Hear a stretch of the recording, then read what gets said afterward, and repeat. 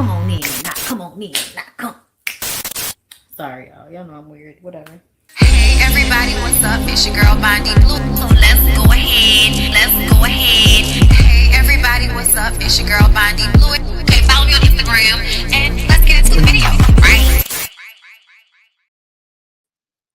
Hey, everybody. Merry Christmas, baby. Listen, how are you doing? Listen, this is a little, this is normally a members only. Okay, hold up. I honestly want to still play my music. Okay, this is normally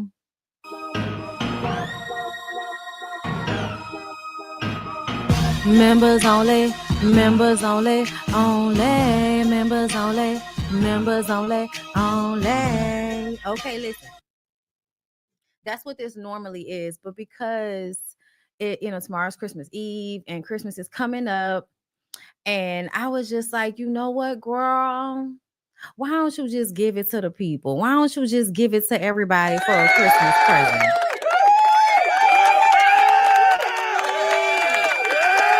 Now, members, we still gonna do Love and Hip Hop Miami. We're gonna do a two for oneer because I think they have a new episode that comes out tonight, and we'll do both of those together in the members only. Okay. But I have to, hurry up and get through it, girl, because we have so much to talk about as it pertains to these shows. We're here for Belle Collective. We're here for Love and Marriage Huntsville. And we are absolutely here for Arionne and Martell.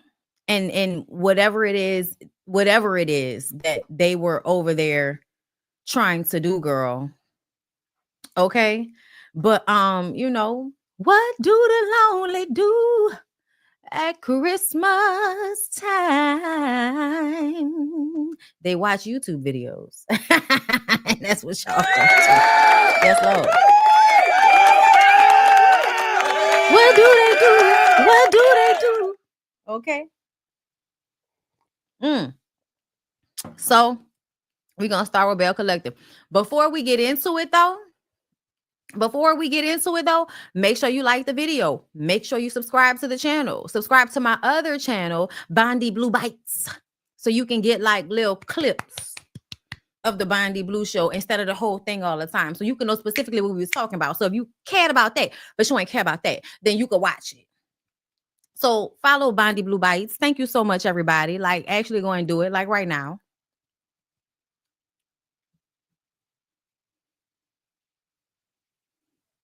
I'll wait.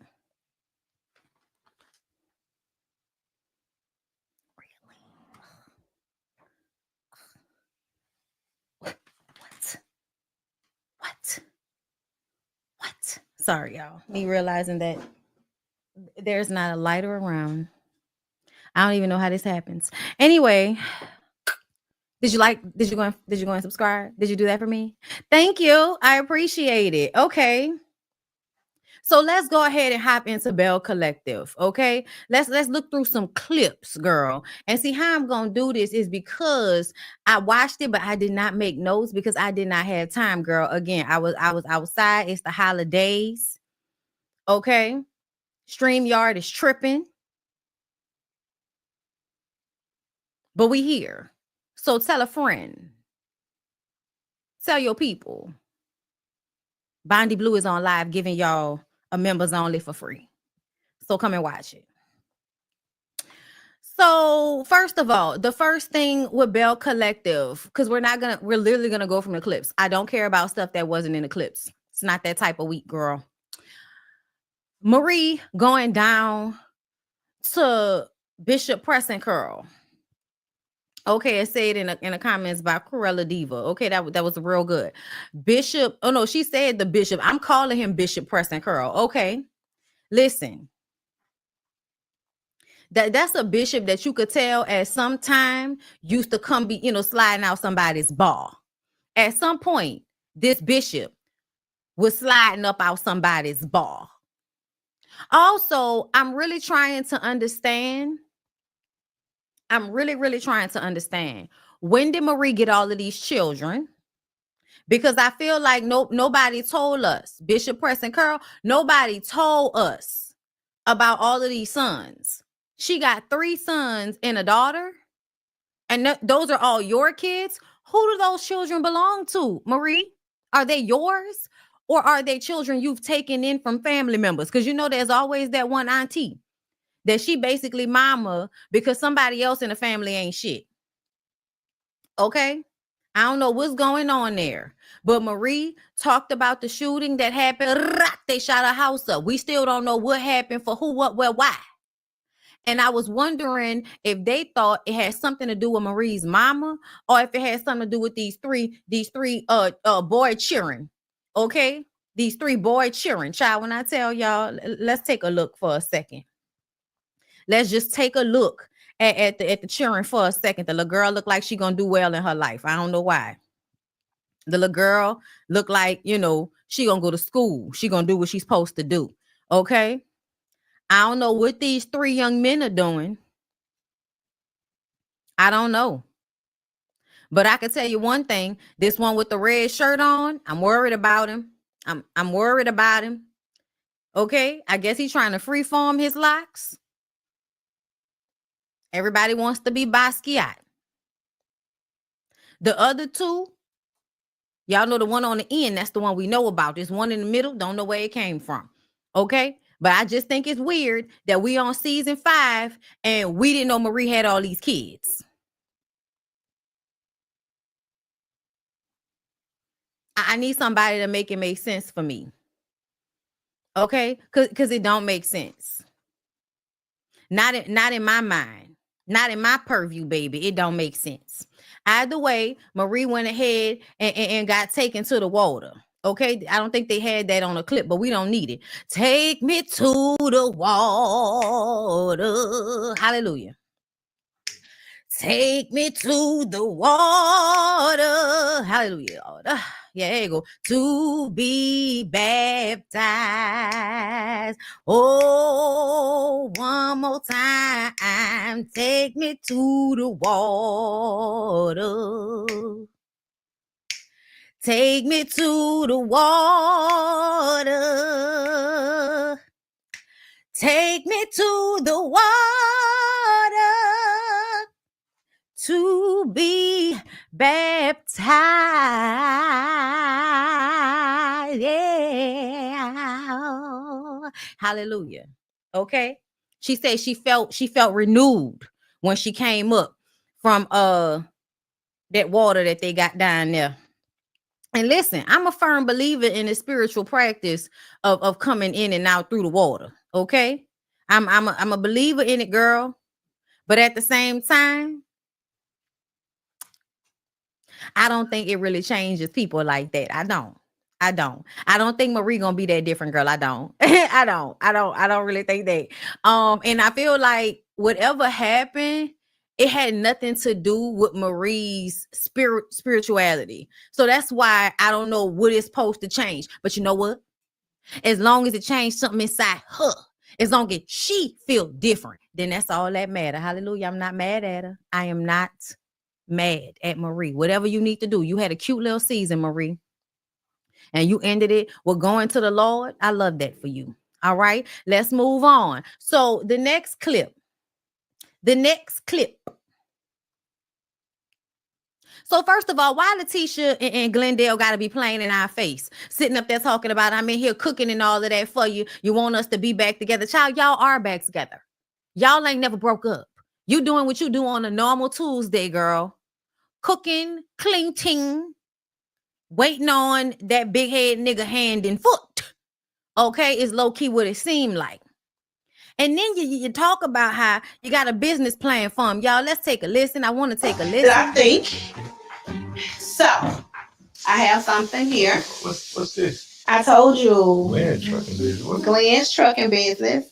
It's just organizing your business. It's telling you how to start your business from beginning to end. I know, Glenn, and please listen, baby, to me.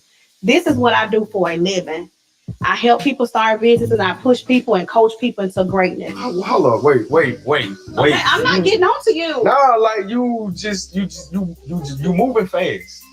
You moving fast. You're not moving fast enough. My wife's so extra.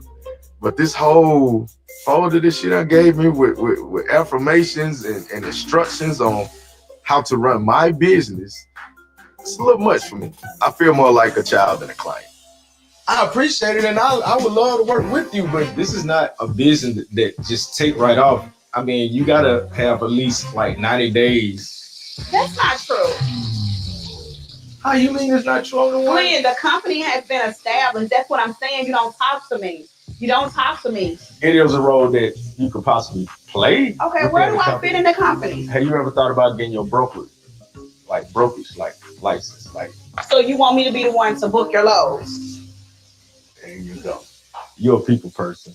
And then you're a woman. Okay. Yeah, so that'll help. That'll help a lot. Whatever I can do to help, because this is I don't need step by step. No, but I appreciate the free coaching. No, that's dope. I just want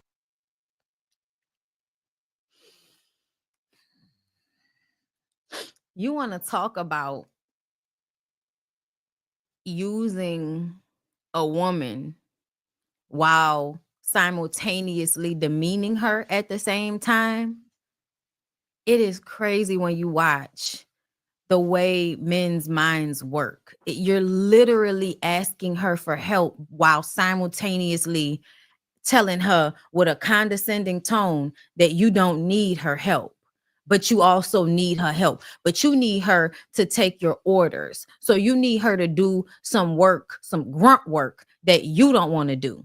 What she actually does and has an expertise in, you don't want her to help you with that. And this reminds me of Marceau and Tisha, because on some level, I always felt like Tisha was better at checks and balances. She's better at the actual hard part sometimes, which is the paperwork, talking to people, permits, just dealing with all of the logistics and the legalities of things. And so I feel like men often don't want to deal with those things because, especially Black men, I think, and just like myself, my experience, when it's something you get overwhelmed with, you just rather not deal with it. And then you have the mentality of, oh, well, whatever happens, I'll just deal with it whenever it happens. But you literally have a person telling you, hey, this is what's going to happen. So you should do this, this, this, and this. And you tell her, yeah, it's cute and everything, and I appreciate this free help, but I don't really need that. What I really need for you to do is to go and do this grunt work that I don't feel like doing. I don't need you to take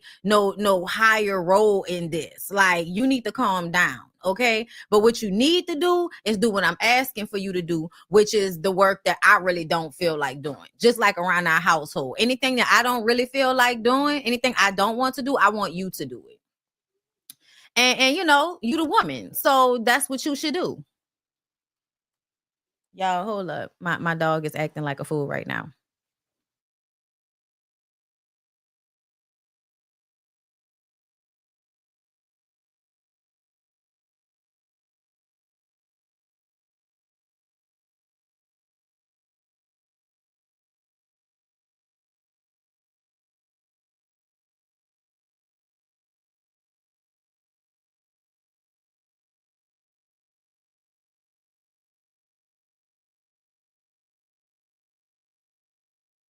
Okay, sorry. Like, he over here, see how the camera did moved and everything. No, stop. I tried to put him out. He bust the door open, y'all. I'm about to put him in his kennel in a second. Anyway, I don't like the way I feel like that lacking formal education ass nigga. I don't like the way he was talking to her, but I also feel like I've tried never to feel that bad for Laticia in the moments with her and Glendale, where he's like obviously being misogynistic and disrespecting her, because she allows it. Also, y'all think that's what y'all supposed to do as women. Y'all think y'all supposed to be carrying some stupid nigga's heavy load on your back all the time. And if that's what you want to do, girl, that's your business. I don't really care. But it looked crazy to me for somebody that looks as if they don't know what they're talking about to basically be telling you they don't really need your help, but they also want your help at the same time. Like that's wild to me, for you to talk to me like I'm stupid and I'm overstepping, but then also ask me to do something for you. I think that's insane. Anyway, so let's get to the actual. Hold up. Hey, stay. No. Stay from over there. Stay, Mildred. Don't go. Come back over here. Okay, thank you. So let's take a look at this clip, y'all. Just right quick, right fast. Cause yes, Temu Boosie and his $5 pole magician shirt, cheap magician shirt, was like real bad. And I'm gonna tell y'all something. Say what you will, but he and Cliff are coordinated. I don't know if he and Letitia were coordinated, but he and Cliff are coordinated. Hey, happy birthday. Oh, he played him. You see how he went to dap him off and he did him like that? Oh, you gonna do me like that? Then he tried to play it off by doing the same thing to So Gucci, but then he actually goes back and fixes it with her and just ignores Willie. So now the bullshit has started. It didn't started as soon as you walk through the door. I feel like Glenn and Cliff felt like they were gonna shine on Willie in this moment, but it's almost like, are y'all okay? Because y'all are grown-ass men. Any compliments that y'all achieve should be about just the overall feel of accomplishing something for you, for your family, and just shining, period. But the idea that y'all took this moment so that y'all can make Willie feel less than, even though it didn't work, y'all are lame as fuck. Cliff and Glenn, Latrice, Letitia, I know y'all tried to get online and clean it up, because at the end of the day, if y'all ain't gonna do nothing, y'all gonna be two women abused by their husbands. In one way or another. Because Boosie plays with Letitia's emotions. Like, he plays with her head, to me. And I don't know how you let a stupid nigga play with your head, but it be like that. He must hunch real good, girl. That's what I'm gonna determine that he's beating the cooch out the frame. Temu Boosie is beast fucking Letitia in order for her to be out here acting the way she do, like a mama and a girlfriend and all of that in one. Latrice, baby, you already knew that Cliff was gonna ruin your event for you. Shout out to Letitia. Like, not this one, the other one. You knew he was gonna ruin this event. You knew it. And I think he and Glendale had that conversation beforehand, that, you know, as a couple, they wanted to put Willie in his place. So the fact that you jumped in and had that attitude with with Akeisha, girl, it's absolutely giving you felt left out of your husband and his boyfriend's beef with another man and their wife. Because at the end of the day, the only reason Akeisha jumped in is because Willie and Cliff kept going over and over and over and over again. They're going. Okay. So first of all, they both have Paisley shirts on. They absolutely coordinated. They didn't coordinate with their wives, but they coordinated with one another. I just want to let y'all know that. Okay, because they both have Paisley shirts on. Cliff's shirt looked like it might be a little bit more expensive, but I could absolutely hear them having a conversation about, oh, make sure you get your Paisley shirt. Who your barbers? Are we shouting out barbers? So first of all, you talking shit to this man about his hair. So here's the thing. Whenever I see grown-ass men or grown people, period, enact the tactics of teenagers, like just keep picking at somebody, I'm good at that. So if you think you about to pick at me, I'm about to pick at you too.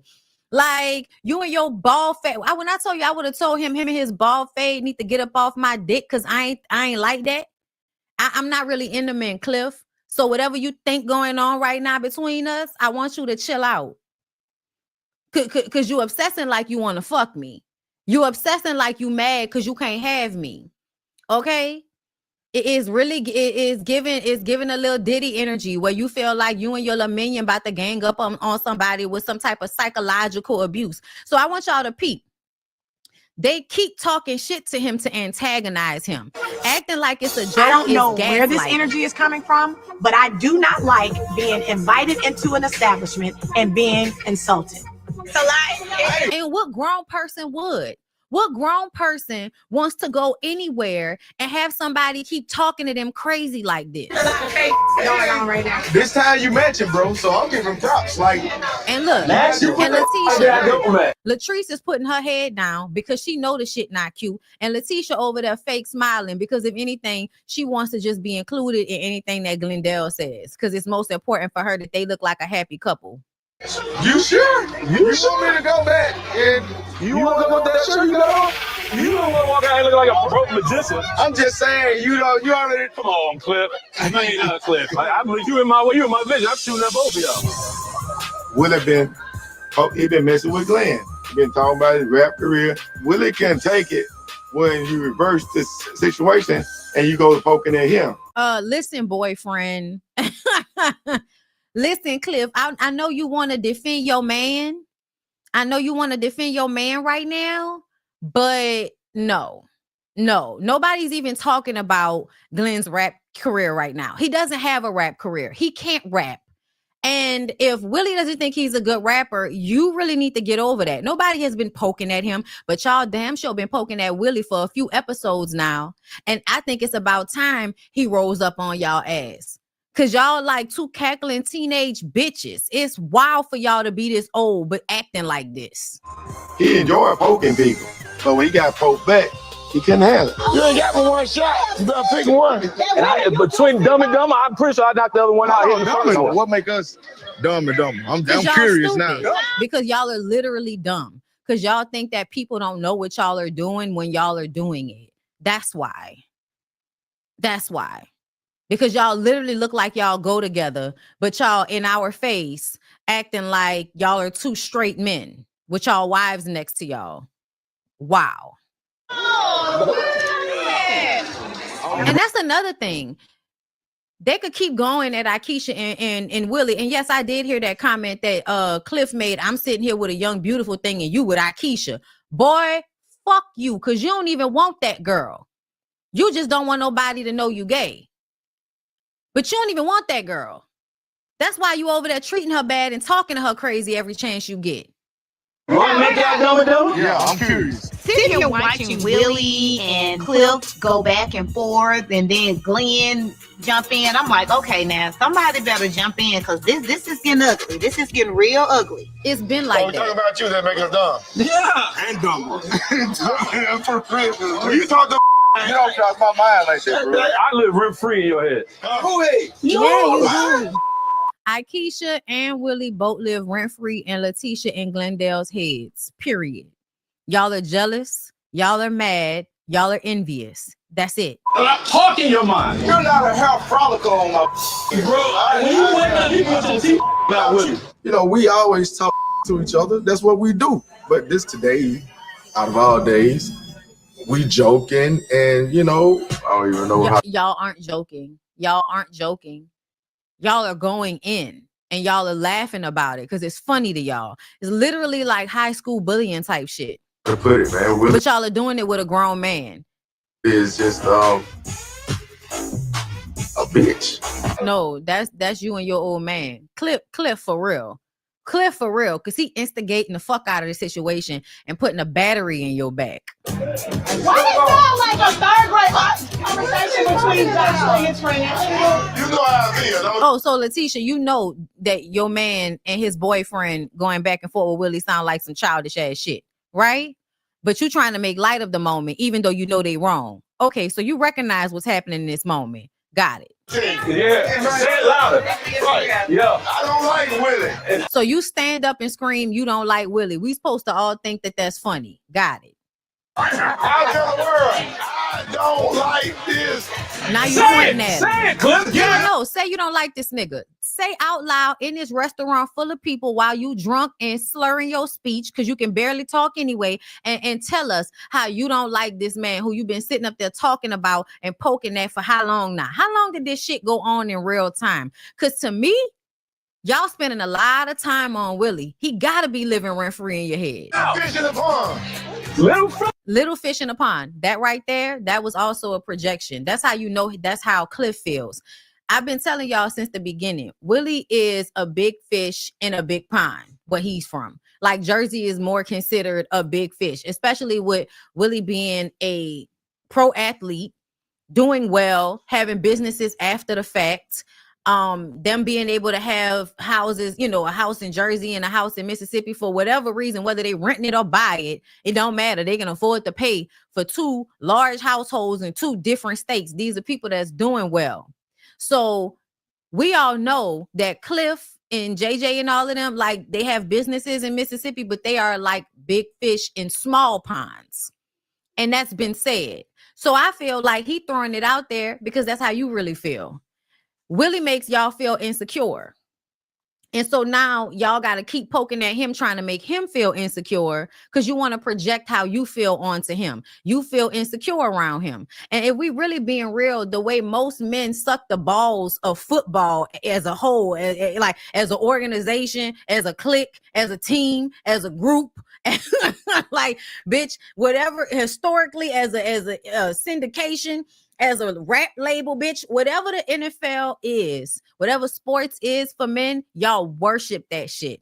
And that's, you know, it ain't no tea, no shade, but it is what it is. So when y'all worship people that play pro sports, and one of them comes around you and he doesn't share your same misogynistic, ignorant mentality, now you got to try to make him feel bad about who he is because he's not fitting in with how you feel like a man should be showing up, which is allowing your bitch ass to bully him.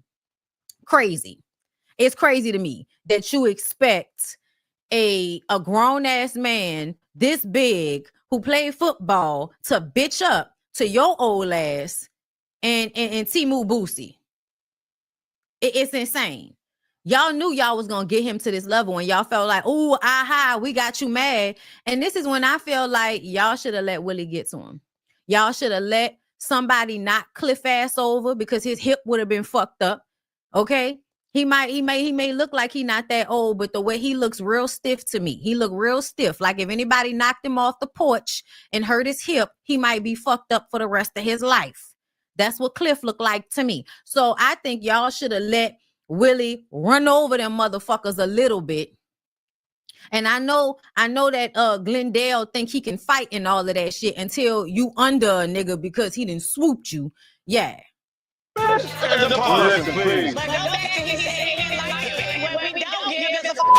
Thank you. Not everybody acting like Akeisha out of pocket because at this point, I'm tired of y'all talking shit to my husband. To me, I'd have been got there. Girl, let y'all would have been talking the lyric like that. I'd have been got there. I don't know if it's that Cliff is drunk, if he's been drinking too much today, but I see Glenn is feeding off of Cliff's energy, and I don't like it. They're coming for Willie, and one thing about me, and my husband knows, I'm always 10 toes down. I'm here for a taste. We getting a taste, ain't we? Your wife is nice. Well, okay. Yeah. Well, if you ain't You sound like a male. Why are we doing this right now? At my grand opening that I worked so hard for, I expect the women to go back and forth before the guys. I don't know what the issue is, but we have to nip this in the bud ASAP. You don't know what the issue is? You don't know that your husband and his boyfriend are jealous of Willie? You don't know that? Okay. Suck these bells. Yes, absolutely. Things are happening so fast right now, I can't even keep up. I thought the guys were just over here talking, going back and forth, but this is on a whole nother level. Akeisha and Willie's ear just hyping him up, just like a chihuahua. You can suck his bells. Well, stop riding him. Well, stop riding them. I know that's right. Yeah, I'm gonna start charging y'all rent. The way y'all sit on my nuts. He ain't saying nothing. You ain't got no Yes. You don't have none. You don't got none. Nice. Man, what? No, the only reason you saying that, let me tell you something. Cliff is saying that Willie doesn't have nuts because he really does not like the fact that Willie don't let y'all disrespect his wife and he doesn't disrespect his wife. And I keep telling y'all, everybody, I have people, I wasn't raised to see men being, girl, shut the fuck up. This is an overall thing with men. And y'all can feel however y'all want to feel, but y'all bully each other. Y'all bully each other into having these fucked up misogynistic mentalities. And if there is one dude that's not like with the bullshit, that might be smarter, that might recognize how ignorant y'all are, y'all get mad and try to bully the man. Yeah, to me that's a common occurrence that happens all the time. And to me, I feel like that's what y'all are doing to Willie right now. They got nothing left either. You can't goddamn sit there and play camera gangster, goddamn, don't think ain't gonna get real. Cause goddamn, when it get real, goddamn, then you start getting this what you goddamn wouldn't expect. You can't goddamn keep sitting there saying if you goddamn I don't like you, cause it can get to a point that's gonna get old and it's gonna get real, and that's what happens. I got me. Don't telling me the right. I don't ride no, bro. You feel me? Y'all are right. Things are getting. Y'all are extra dick riding. Like, to me, when you keep fucking with somebody, it is giving dick. I would instantly go to, oh, what, you want to fuck me? Like, what's going on? Looks upset. This doesn't look like playing to me. Bro, you down south, man. What that mean? This ain't Jersey, bro. What that mean? Don't tell them how to ride your Yeah. And see, literally, Akeisha and Willie are talking to Glenn. Letitia jumps in. Let me pull this off right quick so y'all can see this shit. Because this was just stupid. Why? So now Akeisha like, oh, we talking to each other? Then fuck you, bitch. All right, look at Cliff laughing because he happy. He happy because he is a instigator and an agent of fucking chaos. And everybody knows it. See that shit? What's up, bitch? You was waiting. You was waiting. You was waiting. Don't say nothing. Nah. Yeah. Nah. Talking about bitch, what's up? You was waiting. You were waiting for the moment where you could Jew, get from back there. You about to go in the kennel. Right after this, I'm gonna put him in the kennel. Okay, yeah. So now Akeisha's cousin jump in because I don't know what's going on, bitch. But Letitia doing too much, and you look like you might have some people with you. So we got people with us too, talking about that. This ain't Jersey shit. Oh, that's because you thought that Willie and Akeisha wasn't gonna have people with them. And as far as Latrice saying that they brought people with them to fight, I don't believe that. Nobody's dressed like they're there to fight. This girl who they talking about, Akeisha cousin, she got on a lace bodysuit. She got on a lace bodysuit and pants. Like, this lady is not there to fight anybody. However, what I do think is Akeisha and Willie have learned that whenever they do come down there, to bring their people with them. And why would they not? This is the opening for y'all's restaurant. Why would they not bring all of their family to support y'all's restaurant, even if they wasn't coming there like that? But to me, I feel like when you heard Glendale say, oh, this not Jersey and all of that shit, yeah, you absolutely thought that I was going to be what, here by myself? And because you can call some people, you think we can't call no people? The fuck? It was just how quick Letitia wanted to act like she wanted to jump. Girl, I'm him. Come on. Yeah, Willie was trying to get to that nigga, boy. Child, the way that one dude scooped Glendale up, he didn't have a chance in hell. Why y'all put me in there with that? Bitch, you got me. I know that's right. Look how Akeisha dressed. Ain't nobody dressed to fight. I'm home, man. I got a contract. Right. And that's really what it's about. On some level, it's hater ass niggas trying to provoke you so that you could fuck up your own situation so that they could then look and be like, see, look, you ain't all that. When I tell you, I coming from New Orleans, I know niggas like Cliff. I know niggas like Glendale. Like they're a specific type of Southern black man that I am specifically accustomed to dealing with. Okay. And they are very typical. And it's crazy to me how after the fact, Letitia and Latrice tried to flip it and make it seem as if it was Willie and Akeisha that came and ruined her event. Girl, your husband came and ruined your events. Him and his boyfriend. Him and his boyfriend ruined your event. Absolutely pissed the off. You invite us to a place, and your husband and his little minion begins to insult us, and you think that that's okay? I had this girl completely wrong, but right now, I am done. I want nothing to do with her husband. That's been saying for Laticia and Glendale, because Laticia showed me who she was at the very beginning, that she was jealous of you because you get shit done, and she just talk about getting shit done. That's always been what it is. That's been what it was since the beginning. So now y'all trying to get Keisha out the group. Girl, fuck y'all. Girl, fuck y'all. Like this is the time where I'm glad that Shantae is on the show and is still friends with Keisha, and I'ma hope that she don't let them bully her into not having a relationship with Keisha so that they don't film on the show. Because at the end of the day, Latrice, you just punking out because you scared of that old ass nigga. Like, that's really, you got to have his back. You got to have your husband's back. You don't want to blame him, right? You can't be mad at him. So you're going to be mad at Keisha. And you still mad that Keisha said your husband was abusive. Guess what? He is. Ding dong. I don't know if you peeped it. The way he talked to you, the way he handled you, the way he sabotages your events, the way Taste is across the parking lot from your hair salon so that he could watch you and see your comings and goings. And let's say you wanted to leave work and go have a drink somewhere. Remember, you used to like to do that with Joshy, and he would roll up on you on some you ain't tell me where you was going shit. That's why he created Taste right behind you. So you want to go somewhere, come sit at Taste. That way he could be sitting in your fucking face. And if he's not sitting in your face because he's somewhere rubbing dicks with Glendale, then he'll be able to look at the cameras at his restaurant and see what his wife doing. I bet you he gonna make it so that she don't have no reason to go nowhere else. She can't go to another bar or restaurant in the area because they got Taste now. Like, I don't know if you peeped it, but those buildings being exactly where they are on purpose. When they gave us that bird's eye view and I saw that shit, I was like, oh yeah, that's specifically so he could watch you.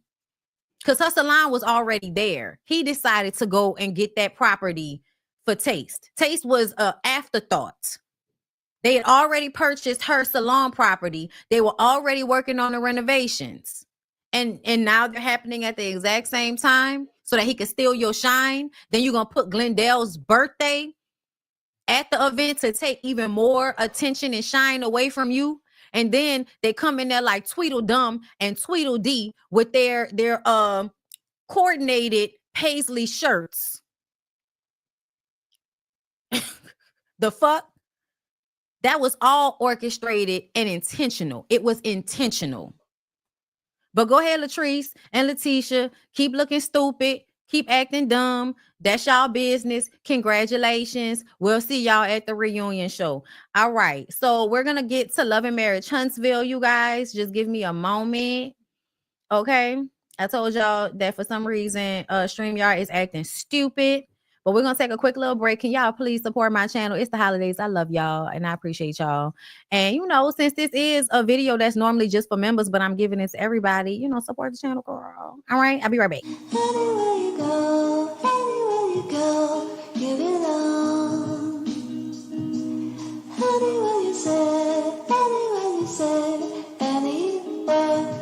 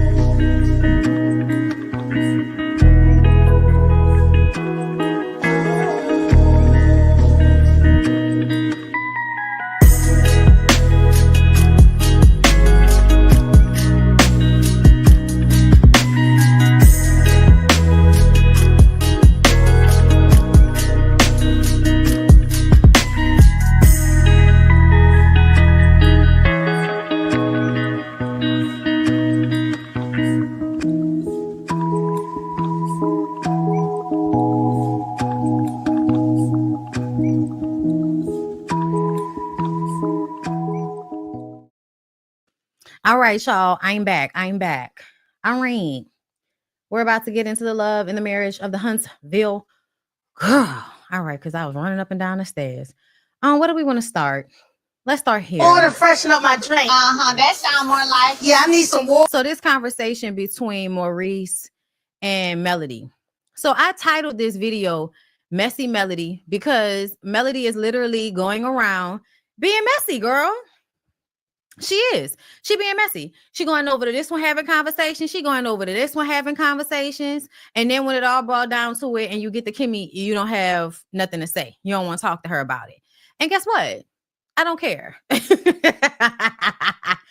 don't care. I don't care. I don't care. I don't care. Because I feel like everybody played in Mel's face. Everybody was culpable. And what I have found out is when people are in abusive relationships and the friends and the family decide they're going to be impartial, they're not really impartial because their impartiality is actually more so on the side of the abuser. It helps and aids the abuser because nobody is calling a thing a thing. Y'all just say they do it to each other. Oh, it's both of them. But we can clearly see him doing shit to her, stalking her, taking her to court, trying to take her kids away, cheating on her, having a baby on her. You know what I'm saying? Like we could see all of these instances of Martell, the revenge porn. Like Martell is doing shit to Melody. He won't leave Melody alone. And y'all know it. And then y'all act like it's not happening so that y'all can keep y'all own husband's bullshit from getting brought up because Martell will spray y'all when y'all are not on his side. So y'all absolutely sacrifice Melody in order to keep shit cool with Martell so that y'all husband's lives can be protected. That's everything that's been going on Love and Marriage Huntsville since the very beginning. So when we get to this season and Mel don't give a fuck about nobody's feelings, I'm going to have the conversations I want to have with the people I want to have them with. I want to be messy and talk to other people about how I think your husband cheating on you. Absolutely. And then when you ask me about it because you want me to provide you evidence that your husband is cheating, I'm not having that conversation with you because when did you ever come to me with the shit you knew? When did you ever come to me and tell me that he was sending that video around to everybody? When did you come to me and tell me that you knew he was cheating on me with a girl who you worked at the hospital with? When did you come and tell me any of that shit? Like, I'm putting it in perspective. Nobody told Mel anything, gave her a heads up, nothing. Nothing. They talked amongst each other and they kept her out of the loop on things. And so then she finds out and then finds out that y'all not really her friends because y'all knew and y'all didn't keep no girl code with her. Y'all didn't tell her shit. And it's still happening. Yeah, we could act like that was all at the beginning, but the revenge porn plot, y'all acted like that was nothing. Last season, when Mel was talking to everybody about it, y'all acted like it was nothing. When Martell was literally sending y'all videos and pictures, anything he was sending to Mel, he was low-key sending it to y'all. So y'all knew. Y'all had seen the shit. And you decide just now to say something. I really want to know whatever happened that Marceau has now decided to flip. Marceau is not stupid. He knew all of this shit was going on. And now you want to bring up the revenge porn and say that you don't have respect for Martell? I could see that, but I also want to know what prompted it because you knew about that shit before and you were protecting him. What did Martell do that made y'all change y'all mind? Or did y'all do it just because y'all trying to keep y'all check on this show and you couldn't keep doing it the way y'all had been doing it because the ratings were going down and people were actually annoyed with the fact that if y'all were not hyper focused on Mel and Martell, no tea is being spilled on a messy reality show. And we're on a messy reality show. Tisha seems to have a better grasp on what we're doing here this season. And Kimmy is now deciding to gaslight the shit out of everybody because you want to be delusional and then want everybody to be delusional with you. And then when they're not being delusional with you, you want to have an issue with them, basically with Mel. Like, girl, we're going to get into the specifics. But starting off with this conversation with Maurice about this DUI, Mel says whatever she was saying behind his back about it, she says it to his face. Some interesting conversation. Speaking of interesting conversation, I've had some conversations with some people in this friend group regarding you and, you know, what took place with the DUI and all of that. I felt it was irresponsible. It was embarrassing and disappointing.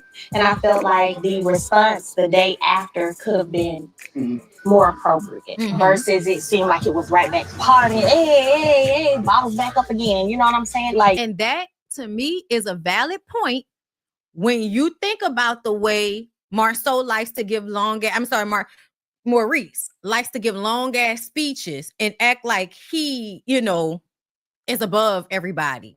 And he knows how to act. And he has decorum. And he has integrity and self-respect. Think about all of the conversations when he's talking to his son. When he's talking to Monster. Talking all that bullshit. And y'all know how he actually acts in his real life. You all on your son because he's not doing every little thing.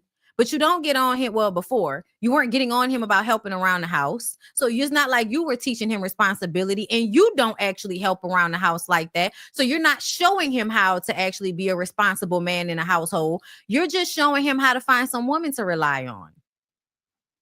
You have in this friend circle from the beginning always come off as the one who is the most level-headed, you know what I'm saying? The most intelligent. One who makes decisions and forms his opinion based off of information that he actually knows. That was passive aggressive.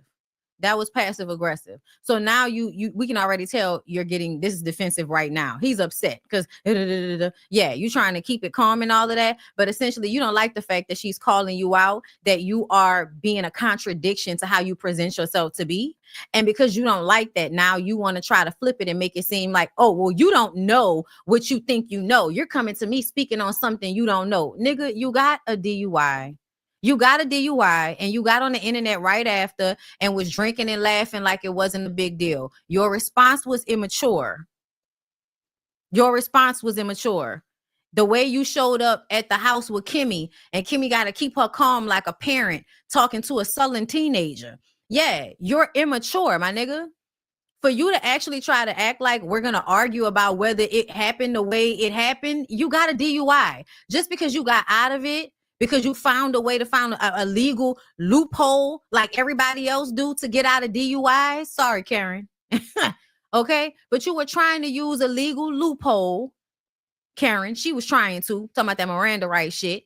It didn't work for her. With Maurice and like a lot of other people, if they can find a loophole, they can get out of a DUI. As simple as the cop not showing up, getting the test, the breathalyzer test thrown out. Because the police department is not up to code and they're not using the new shit, whatever the new, detectors are, you're not using it. But he still got a DUI. He was still drunk driving because you had not been home that whole night. And your wife told us that on the television show. You got arrested at noon in the afternoon with the same clothes on you had on the previous day. You got out of jail and went back to a bar. Are y'all okay? However, for me too, it's a personal feeling for me because I lost my grandmother to a drunk driver. Hey, let me stop you there.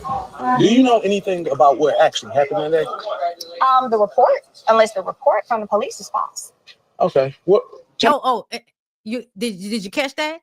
Because he was gonna try to back her into a corner, and is the police report false? Is that what you're saying? Tell me what information you want. And now you flip it again, and that's the thing. And you could tell by the way he bugging his eyes out of his head.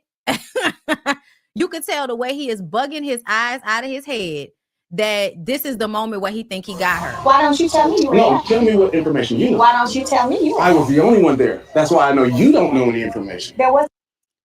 So how I can have information is the police report. Ain't nothing like a stupid ass nigga that's gonna try to argue the color of the sky with you so that they don't have to be held accountable for bad behavior. Wasn't an officer there? Oh, he wasn't there. So how can an officer? You know that he doesn't know what happened. I'm sorry, one second. What do you mean the officer didn't know what happened either? Didn't you get arrested? Didn't you get a police officer had to be there because you didn't magically get arrested without someone being there, Maurice? What are you talking about? Your tone right now is very aggressive. His tone is aggressive. It's aggressive. Very becoming very defensive. No, you know what you did? You started this conversation and you told me everything that you think that you know about. No, she told you what she felt about what she saw, which is your DUI. You keep trying to argue whether the DUI is admissible. This is not court. You got a DUI. The evidence of what happened. You weren't there. I think that Melody is speaking about things that she doesn't know anything about. However, in this moment, the good thing I'm finding out is that Mel is also, among all the things that she does, she's also omnipresent and omniscient. Did you mean omnipotent?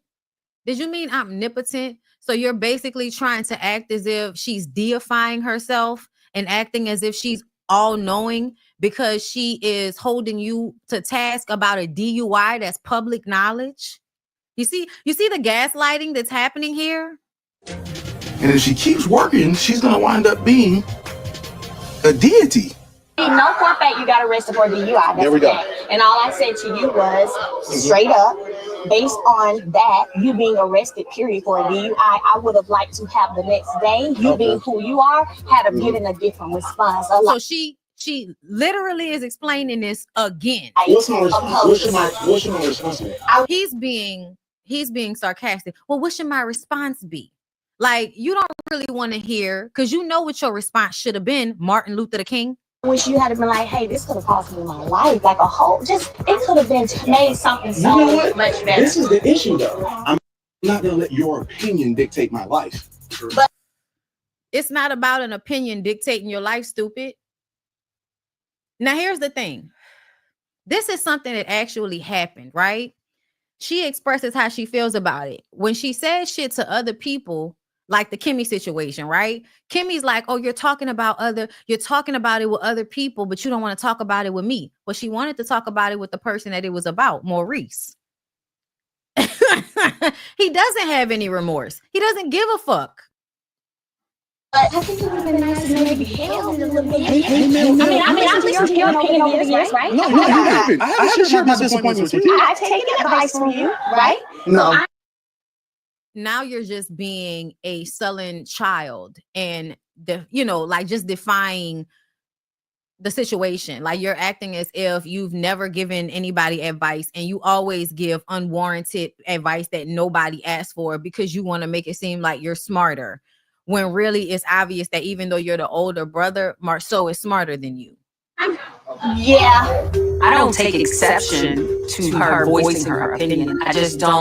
I don't want to interject to the point of causing a bigger problem. Right. However, we gonna keep it cute. While you express your opinion. I'm saying what you're. I don't think it's an issue with Mel keeping it cute. If anything, Mel knows how to do, and this is why y'all call her fake all the time. If there's anything Mel knows how to do, is to keep calm and keep a smile and that very Southern high tone of voice that makes everybody feel more comfortable. Men feel more comfortable. Southern women know this. They do that. We do this all the time. Will you raise your voice a few octaves higher, depending on who you're talking about, depending on if you're trying to, soften up the situation. So her saying, oh, we're going to keep it cute. I'm like, girl, it's not Mel that's not keeping it cute right now. It's Maurice, whose eyes are bugging out of his head. And he's trying to act as if he has control over himself, but he really doesn't, because he's not even arguing in a way that shows his intelligence or his integrity or his self-control. Somebody that was actually in control of themselves would have handled this situation differently. It would have been like, you know what, Mel, you're right. I could have handled that situation a little bit better than that, but it's because it's not what it looked like. He could have said that, but that's not what he did. He wanted to be accusatory because he was upset that she had the gall to express to him her disappointment. And then when she tries to tell him it's because it's personal for me, he disregards it. That was another thing. When she brings up her grandmother dying of a DUI, oh, that don't matter to you, right? That don't matter to you right now? Okay, got it. You're doing is projecting. I'm not projecting. That's exactly what you just did. No, how is it projection? Projecting. The lotus. How is it projection? You got arrested. Even as you said that your grandmother passed because of that, Yeah. you associated that with me. And that ain't No, you got a DUI. My grandmother was killed by a person who was driving under the influence. What are you talking about? Say, what you just did is you attacked my character to my face and behind my back. That's who you are. I calmly. That's who you are. I'm sorry. Attack your character. I don't think she was attacking your character. I think she was trying to hold you accountable. But to me, if I can say it behind your back and say it to your face, why you acting like that's an issue? And that means that I'm not a good person because I can say whatever I gotta say to you and to anybody else.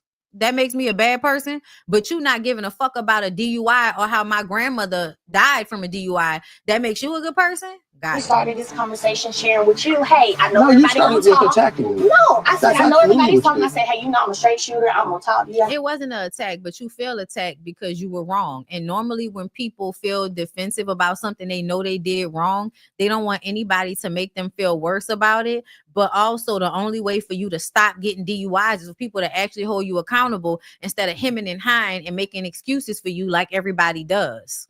I know everybody's talking. So let me tell you. Attacking you. I'm going to tell you. If I said behind your back, I said, okay. I'm going to tell everything. Now you're being attacked, Maurice. This is what you said. Mel, you're attacking me. I'm not. Get your husband. You know. I'm glad she laughed at him. I'm glad she laughed at him because that's exactly what it required. It requires somebody to laugh at him and be like, I can't even have a grown ass conversation with you. You're a child. Have a good day. Have a good day. Give me some more. Have a good day. Somebody said, I love the way Maurice handled her. She really was wanting him to get disrespectful and out of character. Honestly, this is how y'all know y'all don't understand conversations. Like you could tell that y'all don't really understand conversations. Y'all are used to people either not saying anything at all or being confrontational when they say something. So if somebody sits down and actually expresses how they feel to you, it makes you feel uncomfortable. So you now want to say, oh, they attacked me. No, I'm keeping it a buck with you. I feel like I should be able to keep it a buck with you. Like, why I can't tell you how I feel about you? You could jump in on conversations with me and Marty. Why I can't jump in on conversations about you? What's the difference? He was absolutely disrespectful, and I don't care what anybody's talking about. His energy towards her was aggressive. All of that bugging his eyes out and trying to argue about whether it was you got a DUI, nigga. You got a DUI. You got a DUI. So another crazy nigga. Can I come sit with y'all?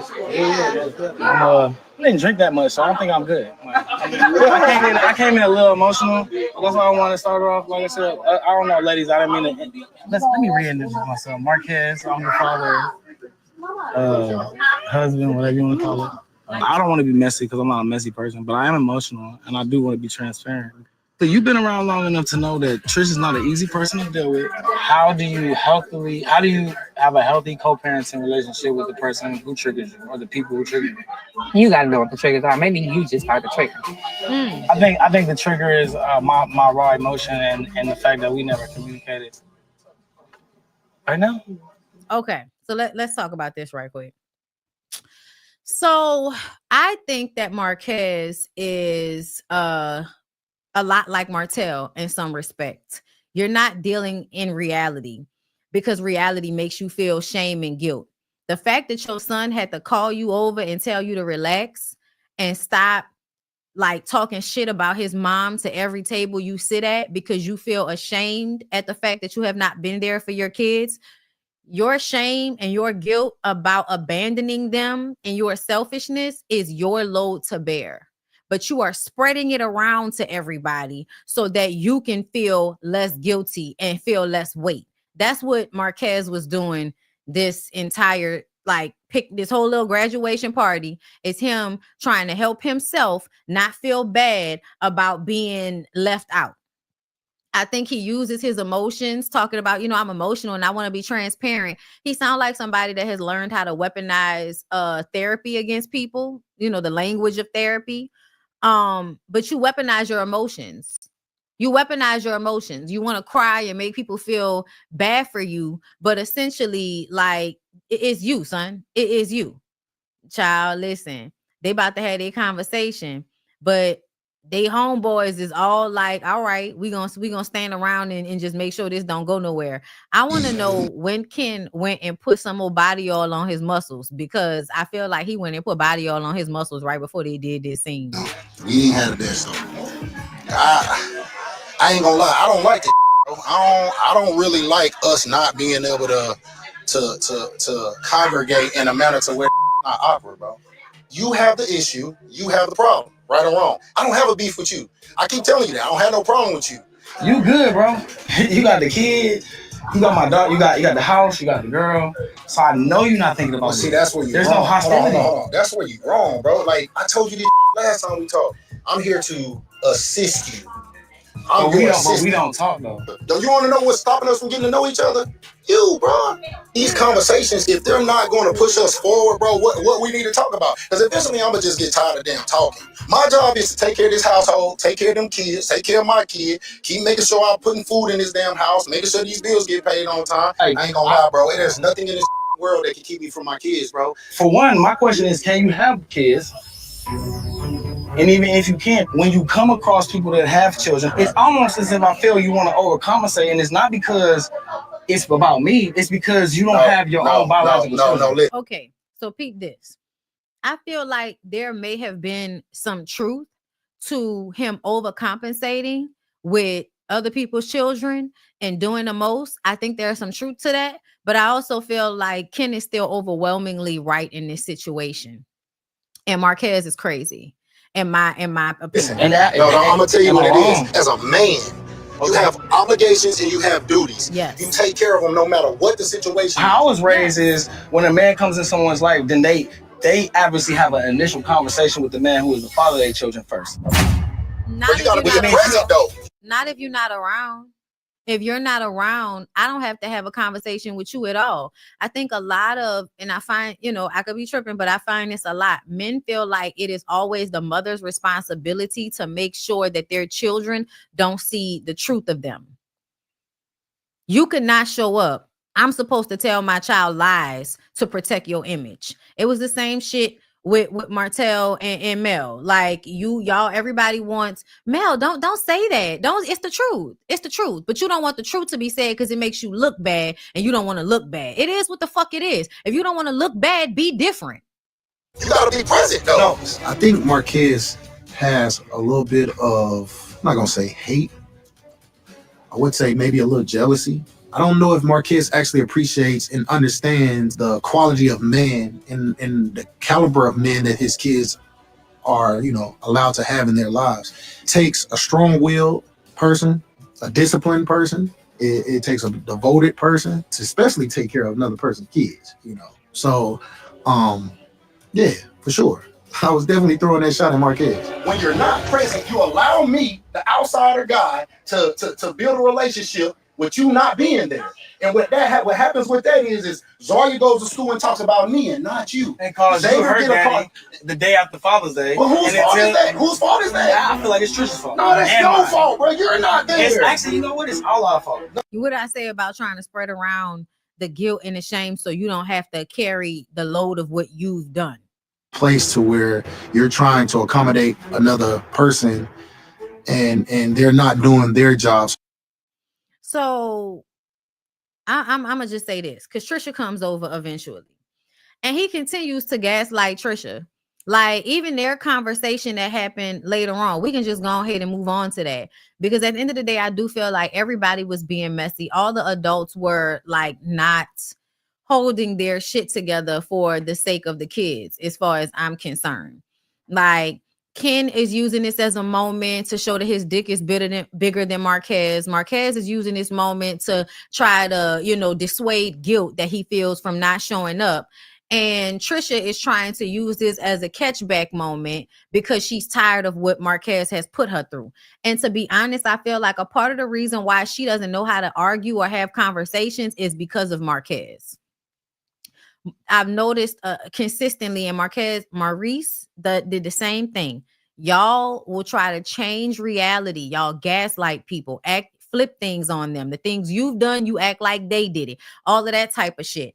And it really just turns it into a circular argument, which to me is emotionally and mentally abusive, to not have a straightforward conversation with somebody and keep trying to argue about something that basically you're lying. You're basically insinuating, like Maurice did, the DUI didn't happen. And you're trying to argue that point instead of having an honest conversation about what somebody is actually saying to you. You want to keep focusing on something that we shouldn't even really be arguing about. And it's a way to exhaust the person and make them feel like, you know what, never mind. It's a way to exhaust the person. And I feel like that's what a lot of these Mars, all of these niggas with MA names on this show, everybody with an MA name on this goddamn show knows how to have circular arguments where they argue about shit that has nothing to do with what we actually talking about, simply because they don't want to be held accountable. He was avoiding him this entire day. But I still chose to come because he said we need to talk. And after the celebration, yes, the hell we do need to talk. I thought the kids were gonna be here. No, like it's lifing for them. What's going on? I just talked to them, alright. So she's not feeling her best. So then we had to give her some ice cream to go. You know, when we had that celebration. That was my first time being at the house with kind of like at y'all's establishment. That's the first time we had a celebration there too. That's the first time they graduated there too. So of course it was the first time for all of us. True, but it still was kind of uncomfortable for me. I could tell. It was uncomfortable for everybody. I think a lot of it was uncomfortable for the kids. It was uncomfortable for the guests. Subsided and more or less like now I kind of feel like y'all playing. Like I kind of been hearing stuff and seeing things. And are you serious? We have never mentioned you until you mentioned us, and then you know me. I'm gonna be an ass. You say something about me, I'm gonna be a whole bitch. Y'all look.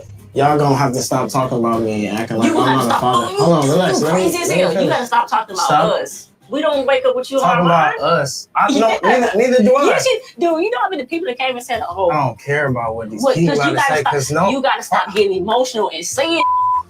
You triggering now. Understand now. Look, there's clarity. Now I get it. So you literally used to do this all the time. Who cares about what used to happen? It's over with now.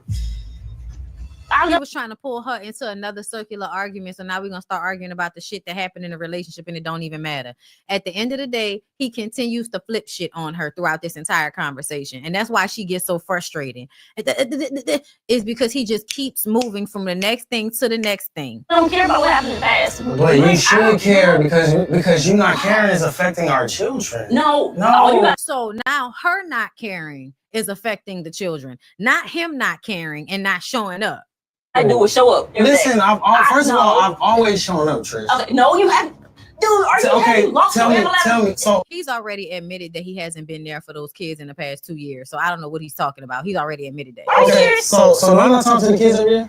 I said show up. Why are y'all playing as if I'm not a part of their life and I just left them and I've been gone for 6 years and he's been taking care of them?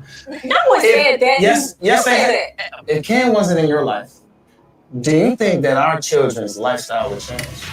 Absolutely not. Because of me. Because of us. Because of me. He is literally saying because of us, not because he has money, but because his parents have money.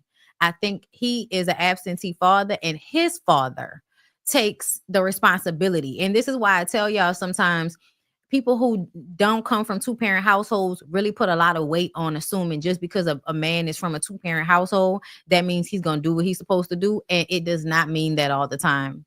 It does not. There are a lot of men who are bums because they come from two-parent households where they were kind of doted on or everything was done for them. And because of that, as they enter adulthood, it's the same mentality. And to me, he sounds like somebody that depends on the father, on his family to take care of his kids for him. Therefore, it's him that makes it possible for them to be taken care of. When really, no, your parents help Trish, but you're not really there for the past 2 years. Are you serious? It's always been me. It's always been you. Why? Oh my God. First of all, just dude, you got amnesia. It's always been me. Even when you left. And now he's telling her to calm down. He gaslighting the piss. I still kept that flowing. I still kept the house flowing.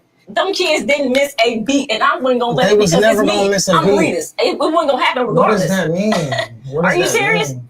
Dude, you crazy as hell, dude. Don't come on now. She rubbed me wrong too. Y'all, please don't get me wrong. In other conversations, I do not like Trish, but I'm just calling it how I see it in this conversation with this nigga. And I could see if she's been in a relationship dealing with this nigga since high school, he has helped shape the way she deals with other people. Trish, you need counseling. Trish, you need counseling. Do y'all hear this nigga?